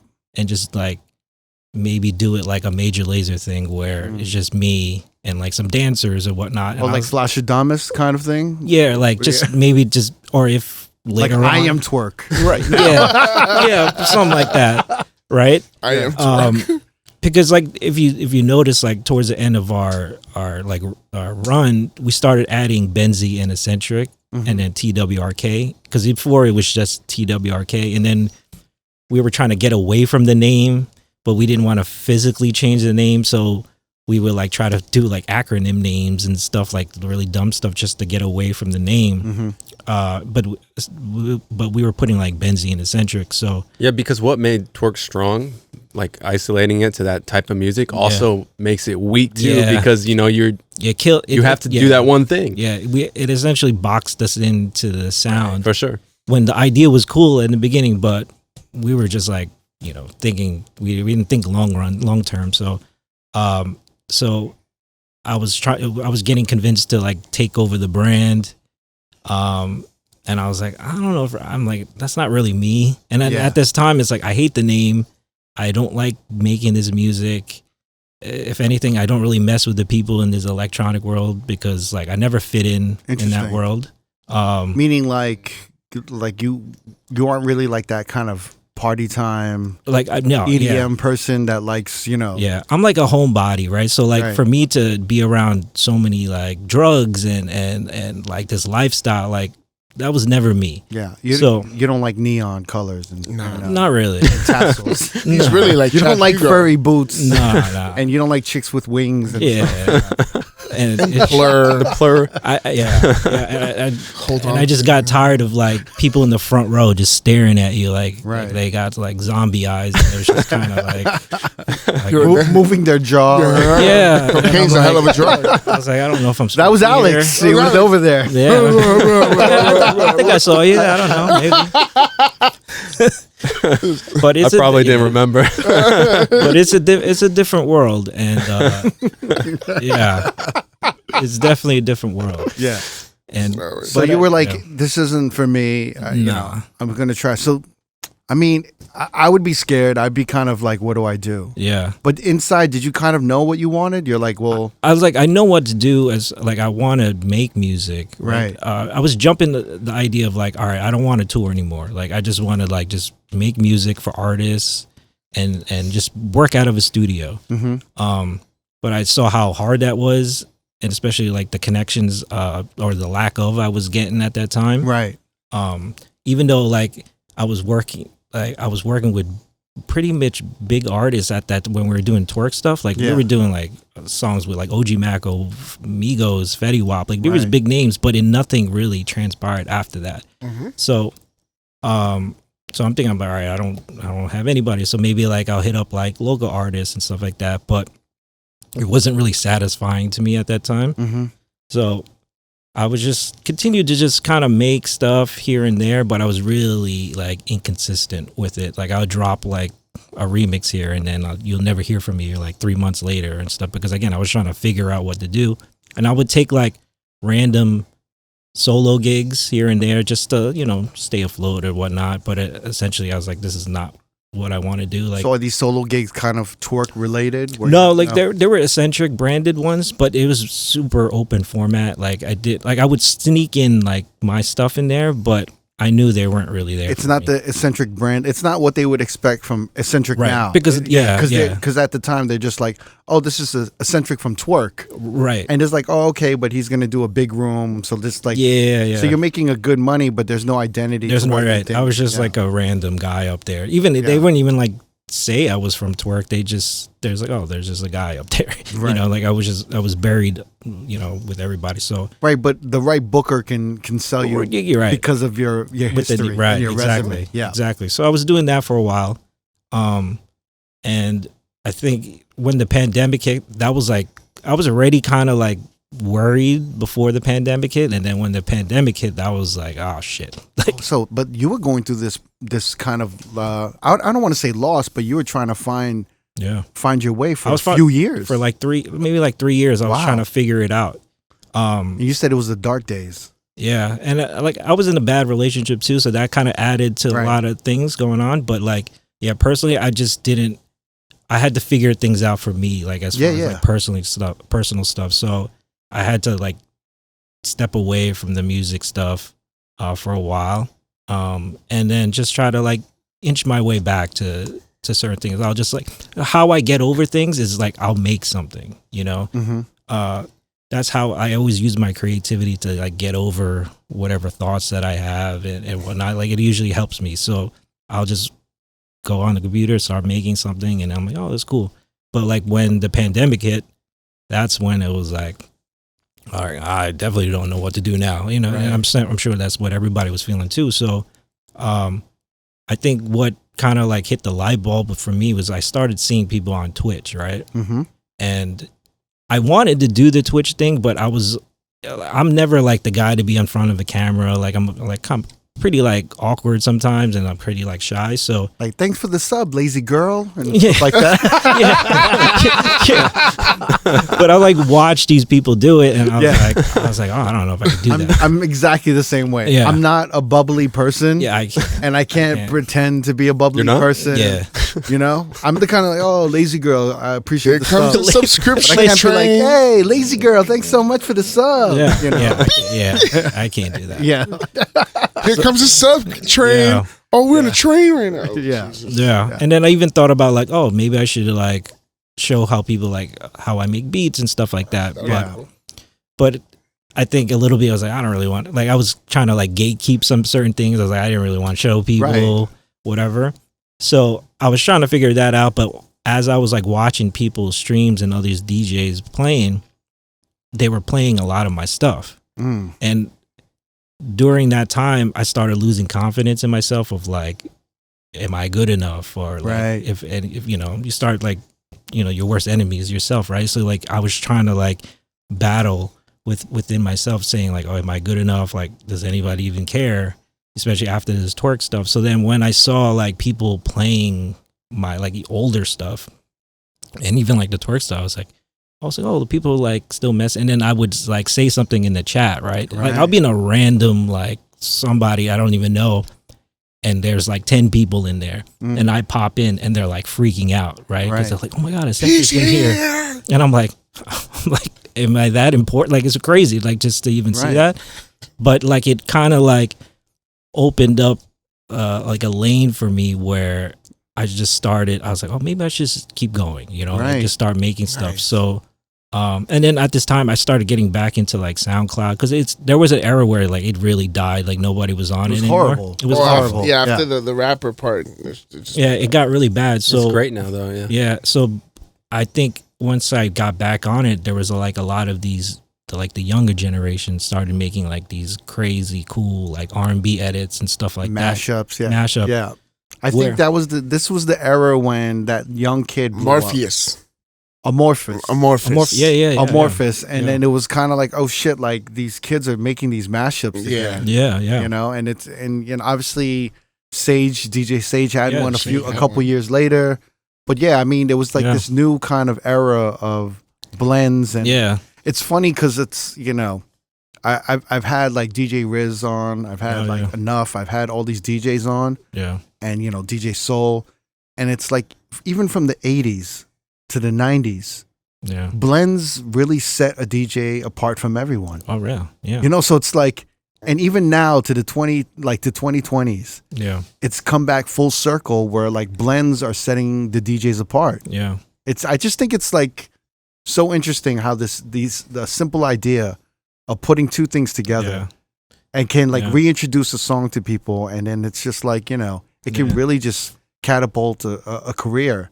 But yeah, I mean, that was 2020 was that era where Yeah. I think music started coming back again. Right. It wasn't about the new hot shit that was there. It was No. kind of about The creativity. like all this Yeah. back catalog that everyone forgot about. Yeah. You know, It was nostalgic. That's the thing. Like I remember I heard your No Guidance over the Oh yeah. Yeah. yeah, Can't Let You Go beat on the radio, and I was Yeah. like, who the fuck did this? That's when I started to believe in myself again. right. Wow. That was like my first go of like, all right, let me, because I think I might have heard something where that inspired me. Mm-hmm. I was like, oh, this is how people are doing it now or whatever. Instead of like, you know, not dumb it down, but like don't have to really make the beat from scratch or whatever. You can sample because like, you know, at a time where I was like, I'm not trying to sample. I'm trying to make everything like original. Yeah. But it was like limiting myself, like my creativity. Mm-hmm. So when I did that No Guidance, I was like, that was like my first go to Bro, that to shit do was it. insanity. And then when I heard that people were like, oh, it's on the radio in LA, and I was like, oh, is it really? Yeah. And it was like on rotation and whatnot. So that's where I was like, okay, I think that was like off like one of my first like edit pats that I was doing at the time. And then I was like, all right, let me just keep going. So wait, what motivated you to put the edit pack, or like you were making the edit packs where you weren't on Patreon, right? No, I was on. This was a time when there was only a little people on Bandcamp. Mm-hmm. This is before that people were using the Bandcamp platform to kind of like put up their edits. right, The only time I really saw people do it were like Nick Bike. Nick Bike, FS Green, Right, FS Green. like a lot of these kids from like in Europe and like in Asia, Amsterdam, right? So like you know, Full Crate, like these are the guys that I always looked up to. So like when I saw them doing that, using that platform, I was like, oh, maybe I could do that. And then I remember after like the second or third release, people like other DJs were like, oh, is this like a good platform to like put up stuff? I was like, I haven't had a problem yet. So like, you know, keep trying. And at the time I wasn't even charging people. Right. Like it was just free. Like if you wanted to like give me something, like it's cool. Like a donation. But most like it was just for free. Wow. And I think that's, I think a lot of people respected that at the time, because I think everybody was charging at the time. But at the time I was like, I just take it. Like, you know, like I'd rather you play it and, you know, use it. Like I'm not going to charge you an arm and a leg for it. Plus, from your perspective, you're like, I'm just kind of having fun blending. Yeah. I'm not really doing anything like super like production heavy, right? Yeah, exactly. Because like, you know, it's essentially all samples and stuff like that. So like, I just put it up for free, and that kind of got the ball rolling. And then until I got to the Snow Allegra with the Janet Jackson. I think I didn't realize how big it was again until this Twitch thing, because every room I popped in, they were like playing it, right?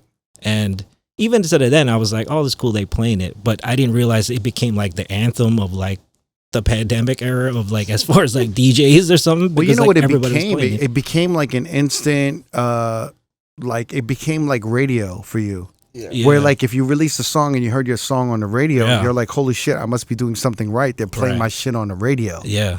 So like for you, like during the pandemic, you're like making edit packs, and then you're like, oh shit, they're playing my shit. Yeah. On Twitch. So you're getting that kind of that gratification and that validation of like, oh shit, I'm doing something right. Exactly. And then which is necessary, isn't it? Yeah. And what you guys do, because I feel like you guys don't get that at all. You know? Because like with the Patreon stuff now, like I'm just working like every month, right? And sometimes it's like a factory at this point, because like I'm just like, they're quality stuff. I don't want to make that clear, but like at the same time, I'm just like, I'm going through all the Eccentric sweatshop. Yeah, right? I'm just going through all these edits. Just ready, go. I'm just going through like 8 to 10 edits a month and posted them. And then if I get a feedback here and there, like that's cool. But I'm already looked past that time. So when I like even this past year, at the end of the year, I did this whole 2023 like Eccentric best of Eccentric mix. It was all the edits I made in 2023, and I counted them. There were like 200 stuff. Crazy. And I winded down to 80, and it was just essentially just to show people like, yo, if it was a selling thing type of thing, where like, oh, if you're not on Patreon, this is what you're missing out, basically. And I'm like listening to I listened to it, and I'm like, damn, like I don't remember making this, like, because it's just. I just be making a lot of stuff every month, and I forget like, oh, this is crazy. Like you started around what, 2022, right? The Patreon. 2022. Like I think towards the end. I think there was a tweet that you put out, and I love that tweet. We were talking about it earlier. We'll talk about the other tweets. Okay, no, this is a good tweet. Okay. We'll talk about the other tweets, Eccentric, but no. This one you said, started my Patreon a year ago, and at first I was worried about burning out, but it's the total opposite. It's improved my workflow and speed, but also my creativity is on all-time high. I love that. Yeah. Because it's like, you know, it's one of those things where it's hard to commit to something. Yeah. And to stay consistent. You know, everyone's just like consistency is key and all that shit. But it really is. And, you know, in your line of work, you have to put in the work. Yeah. Right? You do. And I think it's really hard, like you said, because you don't have the crowd there. Right. You don't have the cheerleaders sometimes. And it's just, you got to really just put your head down and just keep going and keep going and keep going. Yeah. And then something like, you know, Spencer the Wetter Tracy remix comes out, you know. You never know. You just never know. It's like you said, and you know, you were blessed that the DJs were on Twitch and they were playing your shit and they were like motivating you. Yeah. You know, they're really inspiring you to keep going. No, they it's great. Yeah. You know, that's awesome. Yeah. It's the beauty of like he put maybe 5 minutes into the thought of the Wetter remix. He just needed one more for that thing. Yeah. And then he worked on this fucking Drake shit for a whole month. And he thought, this is going to be some heat. and it just ended up being the total opposite. Yeah. Like, Yeah. just I feel like it's usually something organic like that just becomes the big thing. yeah. You never know. You never know. You just never know. That's why there's no formula for like hits and stuff. You know, you just. Is that do why it. you just like pumping them out? Pause. Like you just like go. Yeah, because like before I would be like, oh, I don't want to put it out. It's not ready yet, right? I've had this talks with Spider Tech because he's like notorious of like hoarding music that he's made. He said that on the podcast. And when I first met him, and he was telling me, and he would just play all this stuff, and I was like, when's this coming out, or when's it out? He's like, oh, it's not ready. I was like, Sounds ready. It sounds ready. I was just like that, where it's got to be perfect and stuff. Like it's like an actual release, but essentially it's just an edit. It's just a remix. Hopefully a DJ plays it, right? Mm-hmm. They only play a minute and a half of it. Yeah. Maybe 2 minutes of it. So if you can just get that juice out, that minute or two, and then you could just outro it out. Not that I just dumb everything down, but they're going to play your stuff regardless if it's like short or not. But if it's good enough with that minute, 2 minutes, especially with people's like attention spans, like you just need to get it out. Because again, the Cuff It thing, I didn't really think about it like that. I just made it. And then like the Drake thing, I actually sat there and like worked every day for a month and treated it like it was like an EP. Right. Even like the SZA stuff that I did. But the Drake thing didn't pop off like that.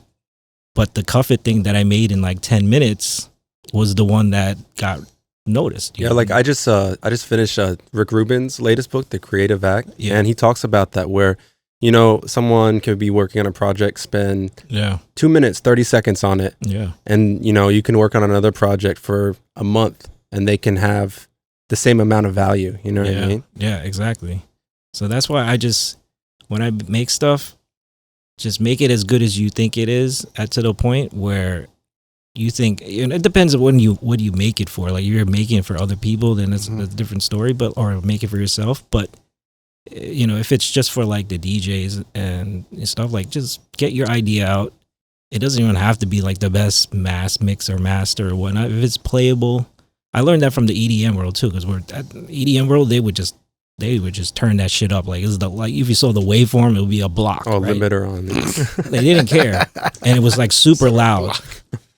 So it was squashed and stuff like that. So they didn't care. Like even like those Jersey club songs, right? I think the essence of what a good Jersey club song is how dirty and how maybe not mixed right or whatnot and stuff like musically, but this sound. So like if you can get that across to people and just like this is what it is. But I still work on the mixing and mastering and stuff like to my tasting, but like, I'm not super like crazy about it as I used to be, because then I'll be sitting there forever and you'll never get any of these songs, you know what I mean? Right. So they're good enough for people to play. So. Especially now, like it's just better to get the idea out there. Yeah. And then like, if you have to remaster something or if you want to fix certain things, like you can always do it later and re-upload it and people are going to download it. Yeah. I feel like. Yeah, because like even like the Snow Allegra thing. Yeah. I forgot who posted, like it went a little viral because like I guess Snow posted it at one point. Right. I actually like went back and like try to remaster it because I felt when I uploaded the first time, I was like, it's not good enough, right? But I just did it anyway. But then when it started like picking up, my creative mind was like, I got to go back and like change it. Right. And then like I redid it and I was like, oh, it sounds like shit compared to the first one. So I just left it. Like Interesting. Why do you think that is? It's just like I don't know if it's like a producer mindset or just like being so like perfectionist that I am. But that's why I try not to listen to something that I did like in the past, because I know I'm gonna pick up something apart. But there's a reason why that sounded the way it did. You know what I mean? So it's hard to replicate. It's funny. Times. It's funny. Like I used to make beats in like the like kind of late 90s. Yeah. And I did production on, I don't know if you remember this. It was a Gemini like sampler that did like 12 seconds. Oh, okay. Yeah. And then it did like 2 seconds, 2 seconds, 4 seconds, 4 seconds, and then like 6 and 12 or something like that. There were these little banks, and I would do like these beats, and I just would have like a drum loop Yeah. and I'd have an 8-track like cassette, Tascam player, and I'm Yeah. recording it, and I'm recording these demos in Spanish Harlem with like Boogie Blind and like all these like local rappers, and Yeah. it's like it's gritty. It's from this like shitty sampler, Yeah. and it's like these raw drums from vinyl, that are just looped. Yeah. And then like we got local drug dealers were like, giving us money to go in the studio and remake it. Yeah. And it didn't sound the same when I remade it Yeah. in the studio. That's you why know? people still buy like the vintage, machines, because they want the Right. the compression on it. Yeah. Yeah, it's like it was in the studio. I'm like, this sounds like Too polished. it just sounded like smooth. it was like and then like I remember the engineer. He's like, your loop is off, and then like we got to fix it, and it sounded even worse. And I was just like, and I was like, can we just loop the drum and can I hit? And he's like, you want to hit the sample live? And I'm like, yeah, let me just hit the sample live. Yeah. And it just sounded better. And he was like, oh yeah, it does sound better. I was Yeah. like, what are you doing? And I'm like, I don't think I'm hitting the sample on the one. I'm actually like inadvertently knowing I have to hit it like a little bit before the one. Yeah. So then we kind of figured out the problem. But I mean, with that being said, Yeah. you're absolutely right. There's a rawness to when the idea is being made. Right. Whereas like when you're overproducing something, Yeah. you're kind of losing sight of the big picture. Yeah. Right. When initially like the big picture when it's being made kind of just goes out. Yeah. Yeah. Yeah, like I remember watching the Bee Gees documentary, and they were doing. I guess the drummer had to leave for a family emergency, and they just looped his drum patterns from some other song, and then he came back, and they tried to have him do it, and he's like, "Let's keep the loop. original Yeah. because Yeah. Keep the loop. it just sounds better." And then Mark Ronson comes in and is like, "There's some rugged about the drums, just chicka chicka chicka," Yeah. and it's true. It's like sometimes it's just meant to be the way it is the first time. Yeah. That's So- what they call demoitis. Demoitis? What is Yeah. that? Yeah, what is that? So like, if you like how they heard the drum loop the first time, right? Yeah, yeah. And they got their ears got so used to that version that the moment you change something, you're like, I don't know, because you're Right. you're so used to the original version. That's what it's called, demoitis. So that's why with these artists too, if you're in there with a singer, they don't really care about if like you put this like weird flanger on a hi-hat. Like they don't care about that. So they just want to hear the beat. So like if they already cut the vocals to that particular beat, their ears are gonna be so glued to that version. So like, and then when you're the producer, you're like, oh, I'll just produce it after, and you start adding stuff. Because I've been in that position where it's like, all right, let me add my flair, and then they listen back, like, I don't really like that little thing that you put there, and it's like, it's like, but it's not that bad, but like to them, it's like it's not what they heard on the demo, so that's why it's called demoitis. And for them, it's probably like, well, like I didn't arrange my vocals that way. Right. And it's almost like maybe in their head clashing with the vocals, right, with their performance. They're like, oh, I like my vocal how it sat on this version, Right. but it's like I didn't really change anything, on Yeah. the vocal, but they noticed something else different. Did so. you tell Beyonce, hey, you should have done the vocals the original way? Oh, Not this new. I'd be kicked out the studio. It's crazy to get acknowledged, like Snow Allegra. I heard like Jimmy Jam reached out to you. There was one day where, you probably saw that video of me doing a little dance. It was like a San Jose gig, and I played it, and one of my cousins filmed me just like playing it, and then I did like this weird like little shimmy type of thing. Yeah. And wait, can you show us? I don't want to. You can just go on my. I'll put the video right here. Yeah, right here. He's dancing. And again, like he was kind of doing it, but I was. I'll put it where Jamie is, so you can see the side to side comparison. I wanted him to really sell it. It was better the first time. Yeah. It was better the first time. Yeah. Crazy. So I had that video clip, and I was like hesitant to like put it up because I was like, I probably look so stupid. Right. And this is when I just opened up my TikTok account, and I was like, I'll just put it up here. And it like did numbers, right? Uh-huh. And I remember posting it on like my Instagram, and like Snow like reposted it on her story. So that was the first time she like acknowledged it. But like maybe like 2 years later, like the song started like kind of coming up again. Mm-hmm. And I posted it, and then Jimmy Jam posted it. Crazy. But tagged Snow and Janet, and then Snow posted that from Jimmy Jam, and then Janet reposted it. Crazy. So like, it's funny because if you look at Janet's story, I'm dancing in her story. It's like the craziest thing ever. But like when I got all three, when they had something to do with that song, like on the original, I was like, oh, Thank God I'm like, nobody beating this. It's crazy. When everybody, it was during, I remember because it was during when everybody's, during like Spotify rap. Like wrap up when people are like, oh, here's my numbers, like I have 4 million plays this year, blah blah blah. It was just it's the year where people show off. I was like, well, I don't got that, but I got boom boom boom. Yeah. That's it. Should have been a Jabberwocky, man. I know. Should have been Jabberwocky. Has there been any artist that reached out to you like recently or in the past couple years to work on original music or anything? Not like original, but more of like just saying, oh, you're like, just compliment me, really. Yeah. And probably the latest one is probably SZA. I mean, she followed me after that little album, like when I flipped her album. Yeah. That's when I joined your Patreon. Yeah. That was a selling point? No, it was. SZA got it. Well, the thing is, like, SZA's on Sony, right? Yeah, she's on Sony. Yeah. So it's impossible to get. It's impossible to get her songs sometimes. Yeah. Like you got to download it from DigiWax. I You're want right, the you're music. right. That's Yeah. correct. And then it's like, for me, it's like, a lot of the songs, they need edits or they need re-drums or retools. Yeah. Great songs, but like I said, like I want them club ready or I want them, a little bit more playable for like, Yeah. mid-tempo, high energy, you know? But like, when I started hearing your remixes, and then by the way, we've talked about this before, or like, I think you having a graphic design background really helps to showcase your production too, because that's where I see it. I see these GIFs, you know what I mean? And then, you have to push it out, and you do a great job of showcasing your remixes and with the artwork and animation.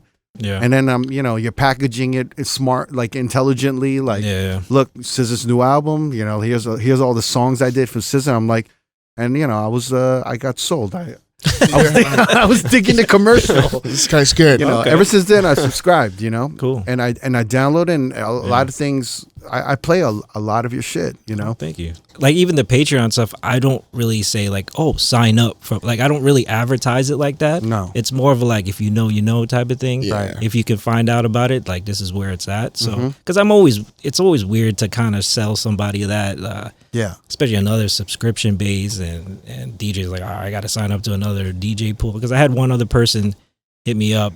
He's like, I'm deciding between you and like DJ City. I was like, hold on. Like, first of all, like DJ City is a different entity, right? Like they, like I'm not competing with them. They have everything that. This is like a new DJ. I don't know if he was a new DJ. He's got to be a new DJ. He or she got to be a new DJ. Yeah. That's good. Yeah. But I was like, again, but I'm not trying to sell you on my stuff, but this is what I like. You probably heard of me beforehand, so like what I'm capable of doing and what sounds that I like, and if it fits your sets or whatever.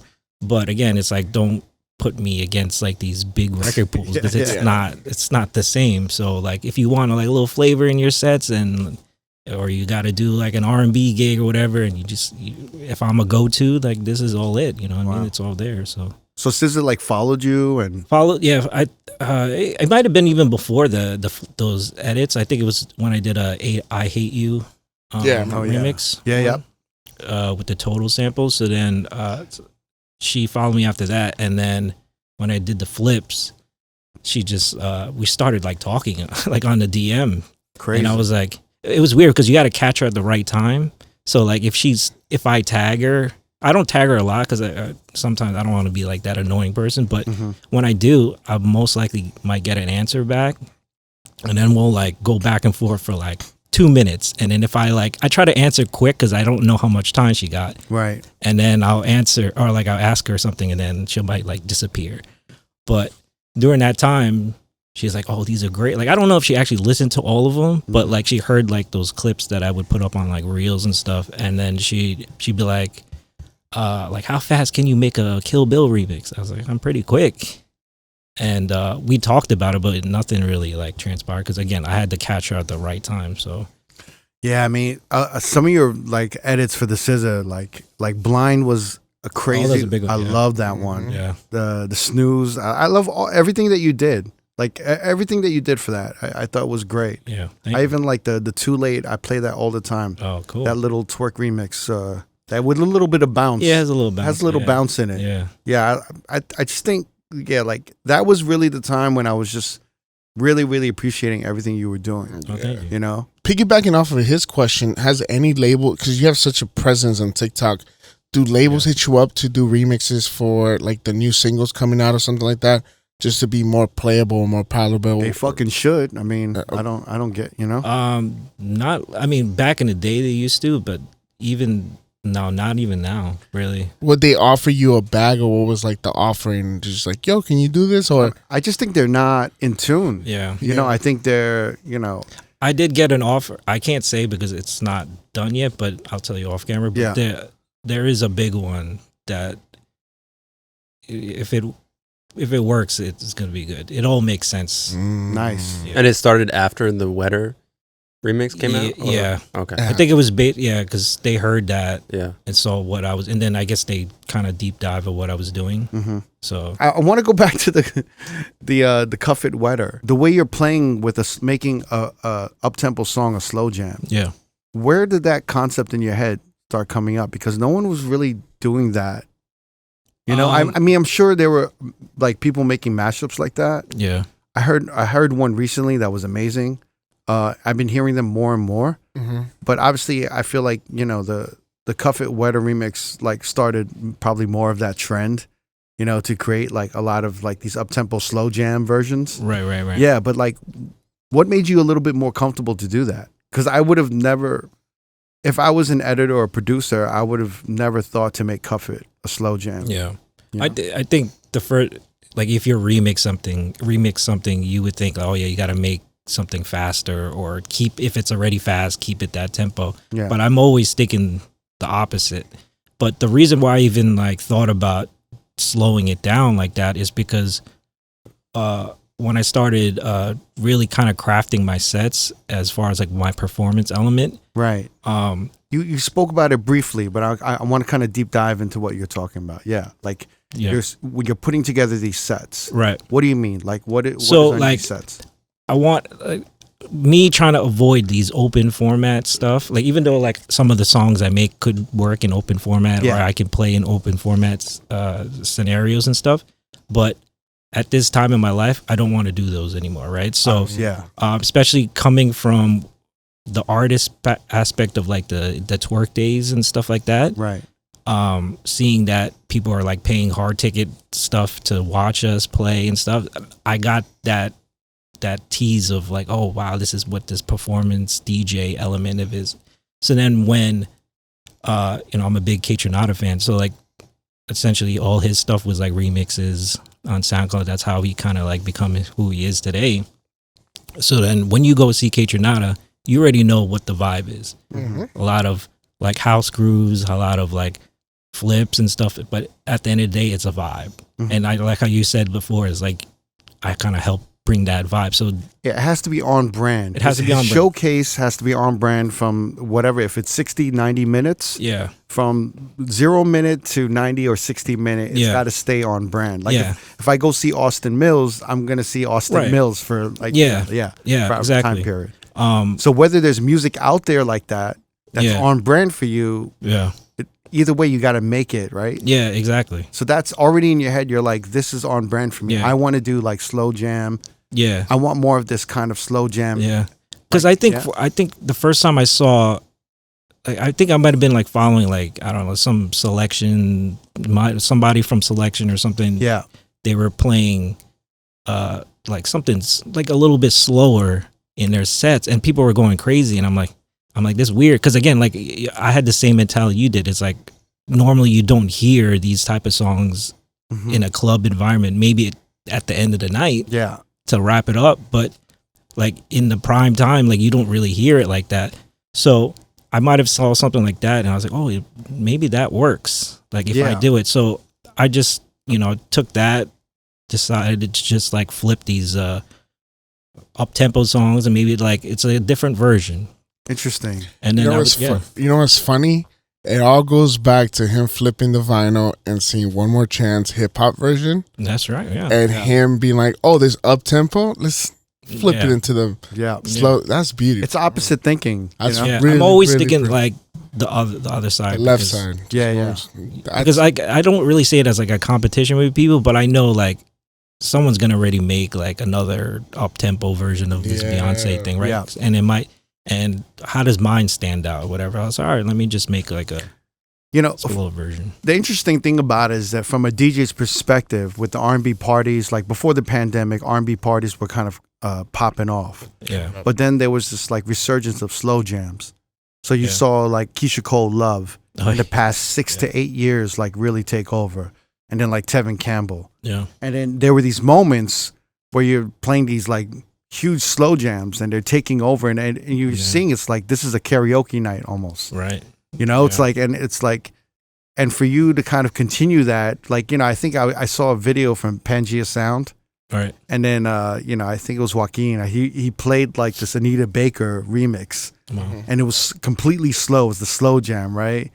And then all of a sudden, like a drum and bass, like starts going underneath it. I'm like, oh, this is where it's going. Where it's like, let's play with this now. The most obscure shit. Well, no, like we're going from double times fast, and now we're slowing it completely down, and then now we're entering this new zone of drum and bass, and then from there he could probably go into Jersey Club, and then he could do all this. You can bring it back to slow, and it's just this like, and I'm like, wow, this is so interesting because we're playing with these BPMs and these tempos and these different genres that people aren't fucking with anymore. Yeah. And it's to me, I think it's great. I think what you guys are doing and it goes back to what I was saying, where I really think you're leading this movement of like vibe. Yeah.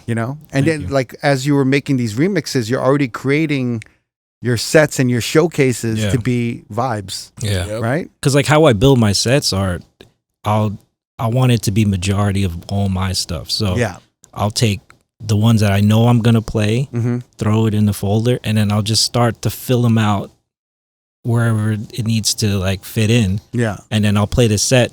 And if I'm playing someone else's edit and I feel like, oh, that's like a good sample or whatever, later on I might flip that same sample and use something else. This way I can take out that person. Not that it's like bad, but like I'll take it out and then I'll replace it with mine. So like eventually you're just gonna hear all me. Right. And that was always the goal for me. Just to get what I do and what people like, what I do. So like to hear it actually live to this point where I can just play. It's interesting. I was like having conversations about you with like different people, some New York motherfuckers, some West Coast motherfuckers. And like, I didn't know you were from New York. Yeah. And then it's like, and then when I found out you were from New York, I was like trying to find where you DJ in New York. Yeah. And then like I talked to like some New York DJs, they're like, "Yo, ESENTRIK don't work out here. You don't work out here." You know how DJs are. Yeah. I'm like, oh, so like in my head, I always thought you were like a working DJ, and you were like a club DJ. Yeah. And then obviously I saw you on the West Coast more. Yeah. And then I was just like, oh, this is like, and then it was just such a perfect marriage with you and all these vibes that are popping off on the West, but. Why do you think New York doesn't have those events or platforms or, It's weird because I started playing here more like the last few months, like the cuffing season stuff. Right. I know that but that's like a West Coast party. Right. It's a West Coast party, right? Which is funny, but like they try to brand it as like an R&B thing. Of course. But when they have it here, it's not an R&B party. It's like it's R&B, but you're throwing in like some like hip hop stuff in there. It's like it doesn't feel like an R&B. So I don't know if New York is like, but that's the same way it is on the West Coast. It's just like the 2020 version of an R&B party, throwback party from pre-pandemic. Post-pandemic, it's a R&B turn-up party. Yeah. So, like, you're expected to drop, like, some Finito, some Chief Keef, or, like, you're expected to have some turn-up, but then completely catch everyone off guard and go back into a slow jam. Yeah. Yep. Which I think is kind of dope because it's like, you know, you're leaving everything open. Yeah. There was an R&B party recently I saw, and they're playing like, I mean, a majority of it was almost EDM. Where it was like, you know, Shooting Stars, and it was like, and I was like, well, now this is turning into a regular club set for me. Like it's turning to an open format club set. They gotta a little make bit. sure like the R&B party. Well, it's like they're playing like changed. Econo pop, and Yeah, everything. yeah. I think you know? because the singing element is like, I think they just, I mean, it's not R&B, but like if you just sing. No, it's a sing along party. Well, no, but you guys are bringing up an important part where these R&B parties are just turning into karaoke parties. Right. Yep, sing-alongs. So it's really like the R&B element is getting pushed back to this karaoke element. Because I'm started like when I first got into, I was like, I'm going to start playing again. Start traveling. I was so dedicated and obviously playing my stuff, but I was like, I'm just going to do R&B, right? But once I started doing it, it didn't really pan out the way how I wanted it to be because I think the crowd, you know, there's only so much you could do with like just strictly R&B unless like you can find the right crowd that will sing along to every song. But I like to do flips. I like to do like different like remixes of R&B stuff. So, and then if you can throw in like a little bit of like a banger that's not an R&B. Yeah. But now it's shifted now for me. It's like I love playing like the up-tempo stuff, like the Bali funk stuff, the Jersey club stuff. Like but it still has like a melodic turn, like into it, like with R&B stuff into it. But I've been throwing in like weird shit, like Sum 41, but it's like a remix of something else, like you know, or like Tevin Campbell, but I put like Soulja Boy Donk, the instrumental, like you know what I mean. So it's still the R&B, but like now people are like dancing to it, you know what I mean? But I don't know, it might throw people off because maybe like, oh, I want to hear like the original, but at this point I'm just going with it. But I think the unpredictability is a part of the fun, especially when you're playing it live. Like I think like what you did with Pound Town and like Oh Boy. Like I think I play that all the time. That's like a great thing because that the great thing about that song is that I mean it's just so fucking vulgar, right? Yeah. And then you kind of made it into like this nice kind of like that's kind of sexy joint, right? I love doing that because like if it's the most aggressive vocals and like the dirtiest shit, and then put it like some R&B beat on it, it's like it's cool. And the girl's like, "Oh shit, I'm out of town." You know what's funny, bro? I came home one day, and then my girl kept singing Pound Town. I'm like, where'd you? She works in schools. I'm like, where the fuck did you hear this song? She goes, well, it had the beat from the Oh Boy, and I love that song. And I was like, oh, eccentric. It was great. I remember I saw a video of you playing it in San Diego, I think, with you and Miles. That was the first time I played it too. And I love that. I love that you were just kind of, you threw everyone off. Everyone was like, oh shit. It was like, okay, you're going to play Oh Boy. Or you're gonna right? And it was just Or I think it just started with I'm Going Down, right? So it's like he's gonna play that. And then it went to Pound Town. It was great. Yeah. I told Miles, I was like, watch this, and then I think he has his friend filming it. That's why I think that was the video. Yeah. And he was like, oh, he said watch this, and then it drops, and they're like.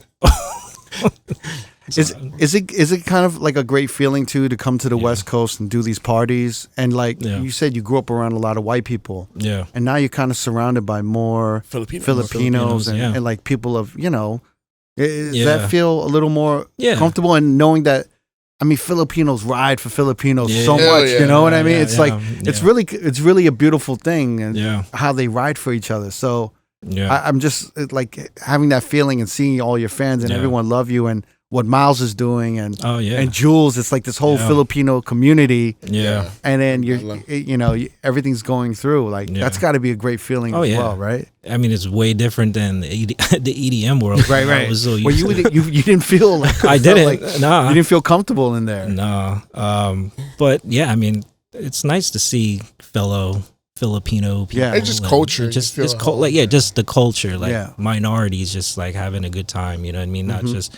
I mean, not to single out white people, but like, you know what I mean? It's nice. I get it. We went from seeing him in the front row to Filipinos.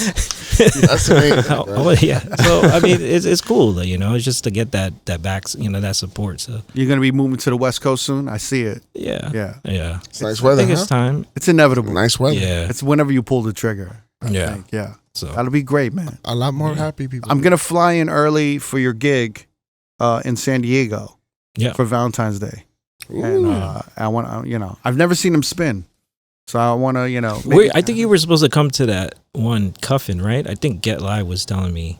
I was. Or he had you on the list or something, right? Yeah, I didn't make it. Yeah, so I was expecting you to come, so I was like, all right.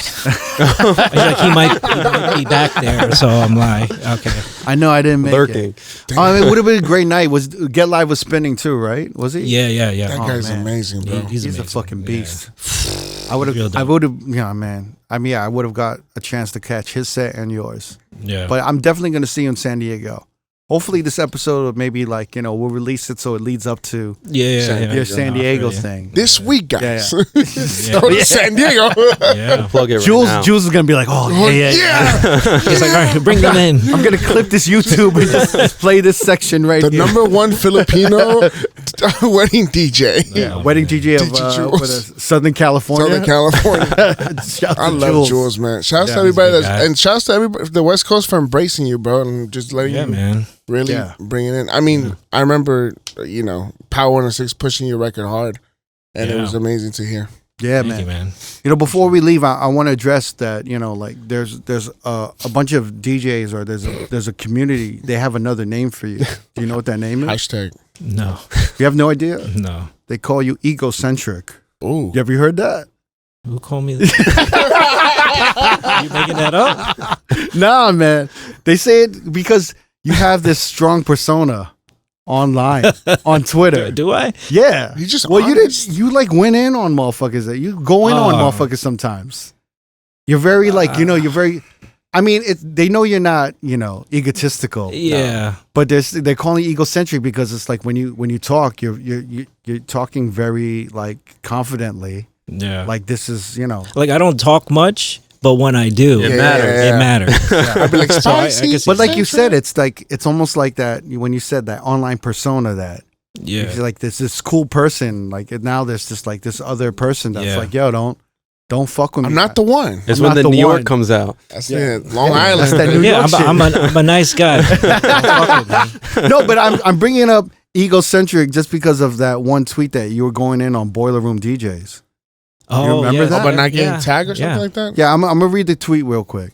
This is the other tweet I was talking Oh, about. this is the other two. Another one. Uh-oh. We're living in a boiler room era where people are getting big from playing other people's edits, remixes. Best believe you better tag us. Best believe Best you believe. better tag us. Who is that guy? Us who make y'all sets fire. Spicy. Yeah. What set you off? Were you upset? I just kept seeing videos, like especially not just regular videos, but Yeah. like viral videos of, I guess like live performances. Not even just boiler room. Like when I say boiler room setting, it's like I know we know exactly what you're talking Yeah. about. Yeah. Exactly. so. Where the DJ is like the star of the show, and then you're seeing reactions from the crowd, Right. whether it's behind them or in front of them or whatever. it Yeah, is. yeah. So I kept seeing those, and they're playing edits of people, not even just mine, just other people, and then Well, it's always those moments where they're playing a song, and then all of a sudden it's obviously an edit, yeah, and then the crowd is going, oh, and then the crowd erupts, right, and it looks like the DJ's doing it live, right, Mhm. and there's this kind of unspoken understanding yeah, where if they tag the editor doesn't have to put him on blast saying you didn't do this live.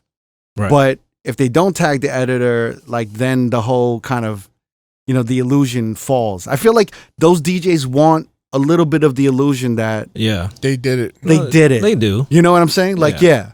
yeah. Because their crowd doesn't know either way. Like you said, the people don't read, right? They don't. They don't dig. Even if you put it in Right. plain sight, they're still gonna be like, "Who did this?" Right. Right. So, for you not to put it off the jump when when it's actually doing numbers at this point, Right.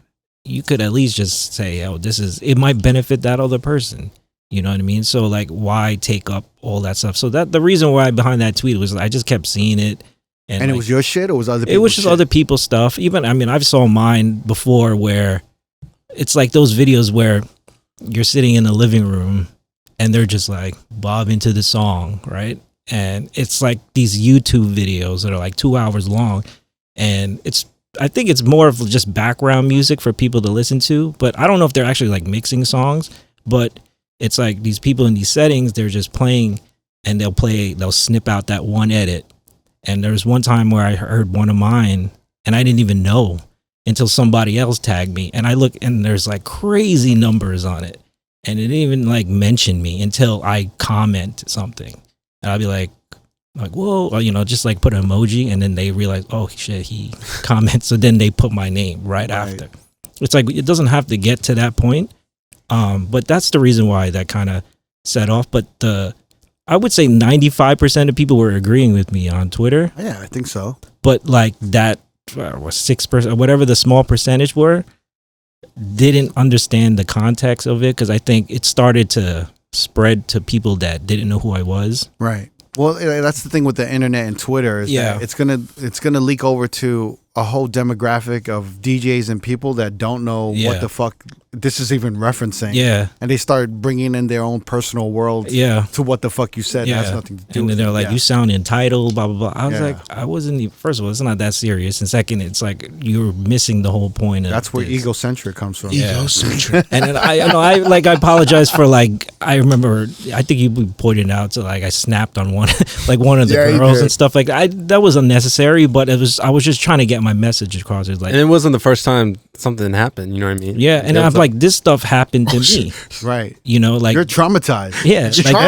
Like you don't want this to happen to you. Like, you don't want but it. That's why you're kind of policing it a little bit, right? Yeah. And like, I'm not trying to be like the spokesperson for this, but like, you are a little bit. It happened to me. But the thing is that, like, people. Spencer Tracy giving him credit, gave him the catapult. But even what he had to deal with the guy remaking his mashup and all that, it's just like, it's fucking, it ruins your whole week. It's stressful. Yeah. Because it doesn't get fixed in like an hour. Right. It's just carrying over for hours, or you're waiting for someone to reply. Yeah. You're waiting for a change. You're waiting for all this, and it could be 2 days. Yeah. But it's like you're like literally obsessing about it in your head. You can't sleep for 48, 72 hours, right? Yeah. And that's fucking, it's the worst shit ever. Yeah.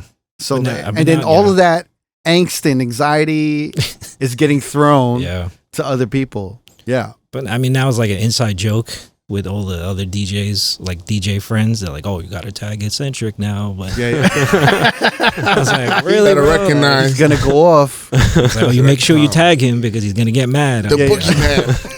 I was like, really? The editor, boogeyman. I was like, I'm not saying anything anymore.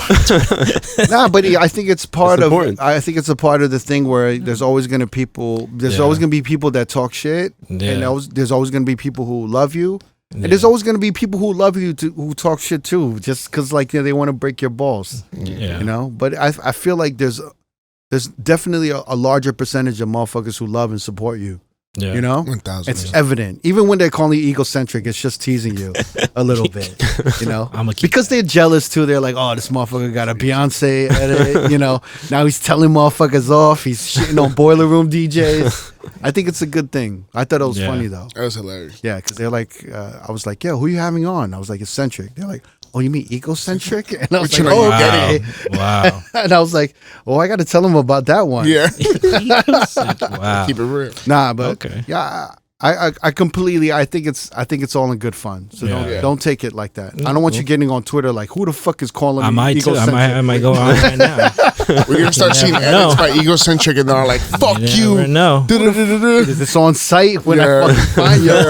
It's gonna be hit him up over R&B beat. So I fucked you, bitch. That's a good idea. I might have to take that idea. There you go, bro. Take it if I want to send me the edits. Before we end this, like, I'm so glad you came through. I know we had to reschedule a couple of times and and whatnot. I'm so glad you came through on the podcast. I was just wondering, we were talking about editors and producers and remixers and how discouraging it can be to continue to do it. You know, even a good friend of mine, Tondo, like, you know, he does production, but you know, he'll sometimes tweet like his progress. He'll be like, you know, I was nothing. I was only getting 500 listens, and now I'm getting like 1 million or 2 million. Yeah. And you know, it's like I feel him trying to pump himself up and remind himself, like, yo, you're doing great. You know, like, you're doing great. Because sometimes you think you're doing great, and then you see like a David Guetta post that he went multi-platinum, and you're just like, well, I'm light years away from that. Right, you know what I'm saying? Yeah, but I love when I see Tondo doing that shit, because I'm like, yo, keep going. Yeah. And it's like no one's gonna be there telling you like, yo, you got 2 million views now, 2 million streams now, when you had like 1,000 before. Yeah. So when he does it, I really kind of love it, because I'm like, yeah, pump yourself up a little and like remind yourself that you're on the right path. Yeah. But I'm kind of wondering, what, for all the younger producers, DJs, editors out there, like, what's the best advice, or how would you advise them to just keep going, and you know, what's the best thing for them to do, you think? I think you just got to be your own cheerleader, you know, because you can always have like a support system from others, but essentially at the end of the day, it's going to be you and whatever you need to strive for.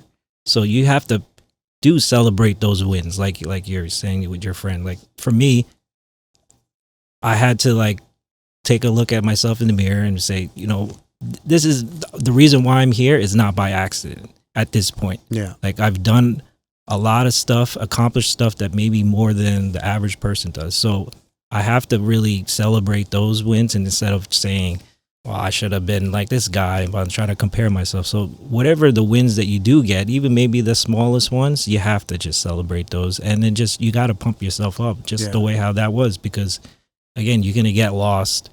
You're never always going to be on top. Mine was a roller coaster. I think I'm going upward. You know, obviously I'm not to where I want to be yet, but I was way different than I was maybe 2 years ago. You know, like, it's always, every year for me is always has to be a progress. So if I could see that in the body of work I did the past year, and see that the accomplishments I did, and say like, wow, that's pretty good. And I can walk in the room, because again, when I walk in a room, I don't draw the most attention. You won't even notice I'm in the room.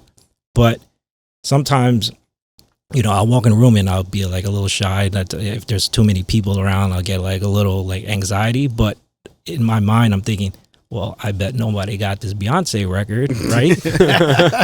That's where that egocentric comes in, right? Right? Like, in my head, I'm like, okay, but like, I should be here. Yeah. You know what I mean? So, but yeah, you just got to pump yourself up. Yeah. And just be your own cheerleader, because at the end of the day, it's like, who's going to do that for you? You got to do it yourself. So I love it. The new EP coming out, Egocentric. Yeah. Hit him up. Over Mariah Carey beat.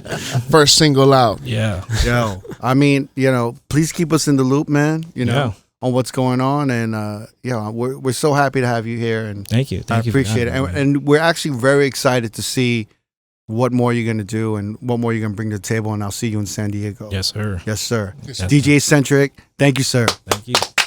If you want to watch more episodes from R.O.A.D Podcast, click either links on the left or the right. Don't forget to subscribe to our YouTube page and get updated on new uploads throughout the week. Peace.